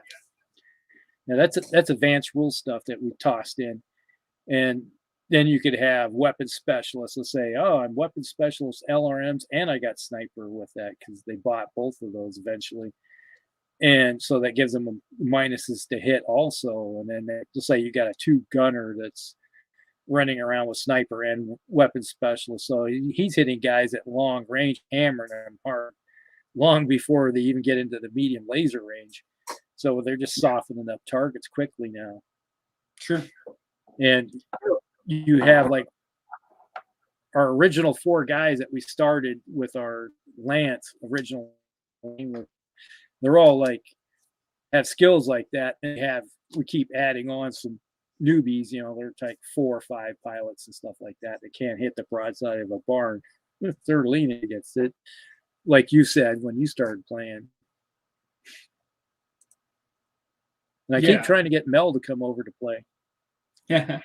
Well, and part of it may be that I have a fairly full plate in what I like already, quite a bit, and I've talked about it as nauseum. And even though I'm really quick to get games in now for the Marvel and Star Wars Armada because I just find they're fast and fun to play, my passion is like the French Indian War, and now like Warhammer Fantasy, like older editions, like 6th edition and stuff. I really enjoy it, and then outside of that, like I'm kind of itching to play Saga more. I really like Saga, And so I don't have, you know, a ton more of interest to do a lot more. You know, like I just, I don't know. Like there's always more. I mean, like I want to try the AD&D battle systems at one point, but yeah, I don't know. I feel like I'm saturated with the stuff that I already like, and I can just rotate. The years are going by. Like I can rotate through my French Anime War painting and my Saga, you know, Dark Ages, and my Marvel now, and Warhammer Fantasy and Infinity actually, and like I like to paint the Infinity, and as I rotate through this stuff, like the calendar is just going down, like the years are going by like faster than I can, you know, like I turn around. I think I picked up Marvel Crisis Protocol in 2019 and I'm just playing it now because I've been painting since I picked it up and saying that it'll be the next thing that I do, but it just never came up. It's funny. Yeah, I know what you mean. It's like the older I get, the time faster time goes by. No, it's like I just mentioned earlier is that 20. It's like I was in Alaska in 2016. It just seems like it was yesterday. Yeah. And I'm like, wait a minute, that can't be 5 years. It is 5 years ago. It's just like it's like when you're 10 years old, a year is like 1/10 of your life. And now it's like when I'm almost 57, it's like 1/57th of your life. A year just like, oh, it's gone. No, I know. And that is absolutely how it works. I'm just gonna grab something here. Yeah, I was just talking with my wife tonight, and it was like we were talking about something. You do realize that was like 3 months ago, and I'm like, oh, you're right. That was it's like that's like forever. That seemed like it was just yesterday. So Chris actually asked about. He's like, oh, battle systems. Oh my god, I just felt old. Well, this is the battle systems that I'm playing the second edition. Oh yeah. That's let me expand your. Yeah, it's the second edition. Sorry, I've got this light here. Maybe I'll show it like that. That's the second edition. There you go. But for anybody, if you felt old, or I'm not sure if you knew about this, but I also have the skirmishes, the skirmishes edition. So you can play like skirmish gaming with the same miniatures, or you could use like 28 mil if you want like skirmishes. But I'm using 15 for the army battles. But yeah. And if you really want to, for people that want to feel old, you can look at it, and they actually even have like the old D&D sort of charts. Look here, like if you look at like the all the unit values, it's got like it's all based on the D&D stuff. This is like a nostalgic project for me that I'm really looking forward to. Let's say I'm talking about 1972. That was about the year you were born, wasn't it? It was about, because I was born in February 73, so almost 72, but not quite, but very close. Yeah. And when you said you were talking about what were you playing, chainmail at that time? What were you doing? Well, yeah. I was born in 64, so yeah. I think you still have. I don't look as old as I am, but I feel stretched. Yeah. This damn ring of mine it's making me age slowly, but I feel it. Feeling thin. No. Oh gosh, I don't even want to get in that conversation. I think about that stuff all the time. It's like 20 more years. It's going to be nothing. Is this your channel you're talking about?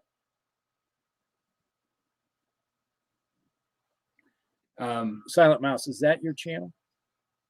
Human Technical Readout? Human Technical Readout. He said he has a YouTube channel. Was the problem with Armada and Legion, which was I could play, just not sure about the future of those games after what happened to development teams and after what the license is being pulled. Yeah, I had a Armada, and then I decided to get rid of it because I seen the writing on the wall. In Legion, did they lose Star Wars Legion license? No. I mean, so the company Atomic Mass Games, they basically took it over because they were under the same umbrella with Fantasy Flight underneath as Modier, and they basically collapsed Fantasy Flight games into Atomic Mass games. That's just sort of my analogy. Thing though is, and I might be a little controversial in saying this, but in a lot of ways, I'm kind of glad that Star Wars Armada, which I love and still plan on playing for the rest of my life probably, I am glad it's kind of, if it does stop, I don't have a problem with it, because I think it's perfect as it is. I don't think it needs any more. And I guess if you're really wanting to play out a community of people, it's true. Like that's a horrible thing. But if you just want to own both sides and have friends over and just play occasionally and not really worry about that other stuff, then it's totally fine. Like I will just keep it and have both an Imperial and Rebel side and just be able to pull it out and play games. And I just, eventually they all get like incredibly unbalanced, and the games tend to go down the tube, and it goes too long anyway. And I just think it's really reached a potential where you pretty much have enough options, and I like it a lot as it is. And so maybe that's, if you're like a tournament player, or if you're looking to play in a community group at stores, I can understand how it not being supported in the future really is a downer. For me, not much of a concern. Yeah, it's like most of us, it's like the fact that if they pull it off the shelves and it's done, but whatever they have on the shelf eventually is all sold out. But it's still will have life someplace. Somebody's going to make rules for it one way or the other and just keep playing it the way it was. I didn't mind a mod. I just couldn't get anybody that wanted to play it. I played at the game shop, and then still focused on me here. Yeah, I clicked on you, so it won't. There we go. Eventually. Finally. Hello. There we go. Yeah, like I said, I got an old laptop. It takes forever for it to think it wants to do something. So we've actually established that a lot of us, the average of our channel is probably around 60s to early 70s. Everybody's chiming in with their birthdays. So the thing that really, since everybody's around the same age here, the thing that really drives me crazy, like when I think about it, is when I grew up as a kid in the 80s, even though I was born in the 70s, when I think of my time in like the early 80s or whatever, when I thought about the 1950s and I was like in the early 80s, to me, that was like ancient history. Like TV was black and white. So like I grew up in a color generation of TV. And even though I would watch reruns of like Leave It to Beaver and there were still shows being shown in black and white, to me, that was like a different world. It was like, holy crap, look at that. Like that world is so different than what we live in. And it was only between 50 and 1980, so like 30 years, okay? And now I live in a time when 1980 is longer ago than that. Like oh yeah, 1980 to now is longer than the 50s were to when I was thinking about them in the 80s, and they were so different to me. And I can't wrap my head around it. Like, I don't know, the time has just gone so fast. But also, to me, like that's just that boggles my mind when I do that comparison. Well, let's put it this way: the World War II was still going on 20 years before I was born. Yeah. The Korean War was 10 years before I was born. Mm-hmm. I was kind of born before Vietnam really started kicking off. So it's like I remember Vietnam as a war that was happening, but it's like you think about it. 30 years ago was the first Gulf War, and that just seems like yesterday for some of us. I know. It's so weird. Okay, everybody. Human Technical Readout is Silent Mouse. Go check him out. Also, if you want to go check out, there's very little stuff on it, but Stryker also has a channel. he does a lot. Sometimes he streams Battletech videos and stuff like that when he's playing video games. It's this is our channel shout out. And if you didn't know it, Palmer has a channel too. I do. It doesn't have much on it lately. But I did have a lot up till last May, and then I've had a smattering since then. Not much over the summer at all. Yeah. Wow. Calf Hill Networks. I hate to say it, but that's the year I graduated from high school. That could be your dad. I had classmates that had kids in 1983. And 1970, yeah, really not start playing Wargamers miniatures until 2008. Man, you're a late bloomer. We were playing D&D and other kinds of. We were making our own army rules and stuff for our Green Army men back in the 70s, and actually rolling dice with them, stealing the dice out of our board games. Playing rock and sock. I have to say, Battletech. Yeah, Battletech really was the very first kind of miniature game I started actually painting miniatures for. Other than then, it was in conjunction. I bought the what do you call it, Warhammer Epic game. I bought that so I could have infantry, because I seen that the infantry would work for my Battletech stuff, and that's when I bought stuff. 1989. That's the year I graduated from college. Making you guys feel young, or me very old. I'm not sure which.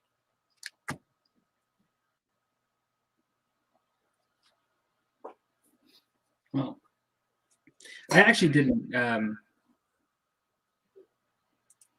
Todd says 1970, and I didn't really start playing war games and miniatures until 2008, give or take.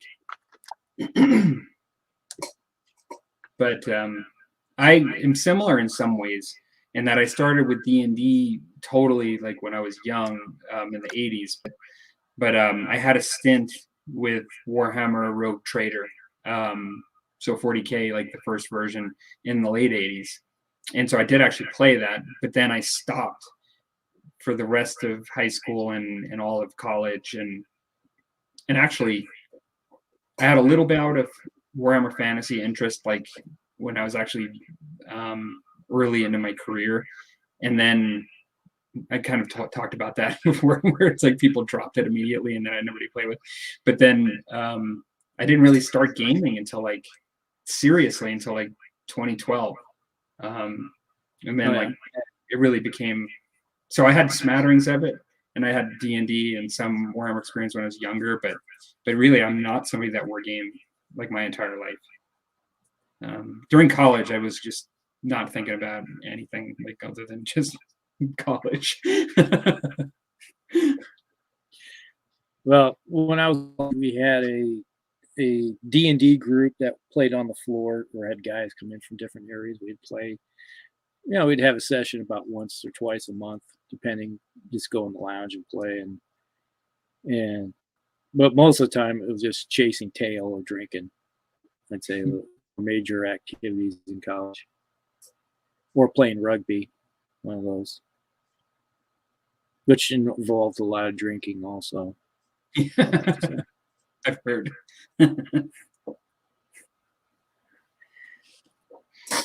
That was, let's see, I really got serious playing is like when I got to Des Moines, and that's when my first experience really was with other than my family, friends back in Muscatine. That was my home base for the 80s. I came to Iowa in 82, and we, about 85, well, we played a lot of board games. We were board game and D&D and board games. That was our two things we played a lot of. And then Battletech came along, and then they started putting miniatures out. There was the Starfleet Battle stuff out there, but we just played the counters. We rather had the counters, didn't mess with the miniatures for that. So we played a lot of that, and then it was like Starfleet battles, Battletech, and then when I got going, got into. They had a lot of guys that played at the local stores around the area, and that's when I really got into the historicals. Started playing a lot of that. Mm-hmm. And I had a bunch of. Well, Mel, he worked at Alliance Miniatures. That's where I met Mel, and then we were in the same unit. Hey.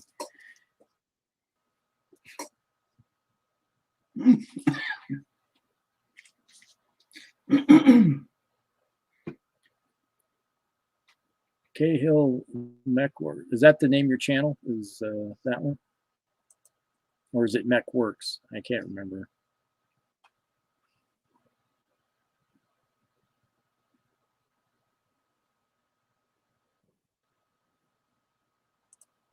Okay.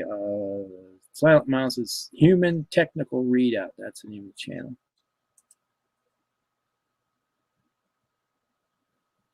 I should do a jump on my iPad and get some of these in. Everybody's subbed to everybody's channels now, which is good. Well, yeah, it's like one of those things where everybody, starts subbing with each other. A lot of individuals, I don't know you have channels until it's actually, you look over them every once in a while. Because I'll be, someone will sub to me and I, look at them when they first subbed to me years ago or something maybe. And then they actually start doing content. You wouldn't know they did content. Mm-hmm. I got something on the table here that just happens to be here that I picked up off of eBay, which I've been wanting for a really long time.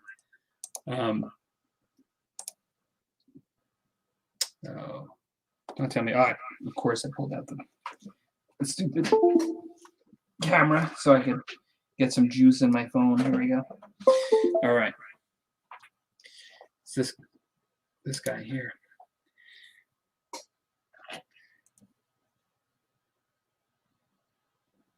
This is All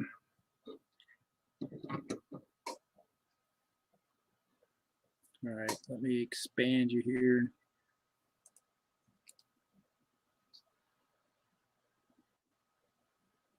I don't know if you recognize him. There's a lot of colors to compete behind. Oh yeah. Is that the High Elf? Yeah, Imric, the original Marauder High Elf Dragon. You know how I'm like all about the Beastmen, and I love my Beastmen, and I'm painting them for a while now, and still working on them. But as I'm coming to a close on them, my next army for the future that I've been wanting to gather is a nice old school High Elf army. Have something very different. So yeah, just picked that up recently. So I'll be putting him. He's only on my table because he's on his way into a plastic bag into my collection of all my high elves that I'll be painting. Does he need to be stripped? Yeah, absolutely. I'm gonna be stripping them down, but. Well, that's the one thing that you can get every once in a while. You can find somebody local that has a large collection and, get stuff fairly cheap that way. I wish on this one I could say that's what happened. I do that. I think you're aware. I've gotten some great deals locally. But yeah, no, this one I actually I didn't get this on eBay. I actually did a shout out on Facebook to one of the trading groups and said, hey, I'm looking for a couple things. And I've been wanting that one for a while, and somebody had one. That reminds me, somebody was looking for Reichland for their Empire army. Mm-hmm. And I thought I had some that was Reichland Knights, Reichsguard, Empire Reichsguard. I have a blister right here. I'll probably never do anything with them. What are you going to do? Is it somebody locally that's looking for them? No, it was on the Facebook Marketplace. That one Old Hammer group.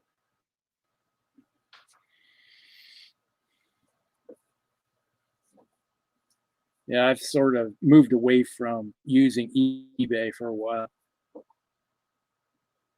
Not too happy with eBay at the moment. Yeah. Chris says, Lely here, things are going for more than the new stuff. I think he means like the old stuff, and it's true. A lot of old stuff's getting really collectible and hard to find. Yeah. Well, you go back 2 years ago, the old stuff was sitting in, like, you go on eBay and buy it for cheap for nothing. You know, you could buy, let's say, 20 swordsmen of Hoeth for, let's say, $20. Mm-hmm. They're just like pennies on the dollar practically. And now those, each one is going to go for $5-10 a piece. Mm-hmm. No, absolutely. Yeah. And as that happened was last year, we talked about it was like when they had the lockdown happen, and it's like people started just like, well, I got all this free time now, I want to start working on something, and then it started going like crazy on buying miniatures, and we just seen the old Hammer marketplaces go crazy. Mm-hmm. Yeah, I just realized I'm sitting on a gold mine.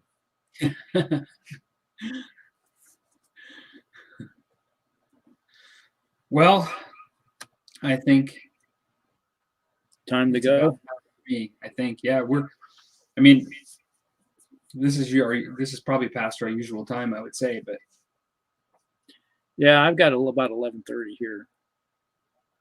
Mm-hmm. I figure it's time to say sayonara. Today is the 2nd, so we're going to be looking at 2 weeks from now, so the 16th. Mm-hmm. And we'll have to think about the format for the next one. What's that? We'll have to think about the format for the next one. I kind of like doing the paint and chat, to be honest. Oh, yeah. Because I actually got something done. I feel really good that I got something done. I don't know. We could also bring in guests too that want to paint with us and stuff. Yeah, true. And we could do that. Talked about quite a bit of other things.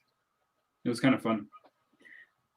Oh, you know who we didn't see tonight was Bill. True.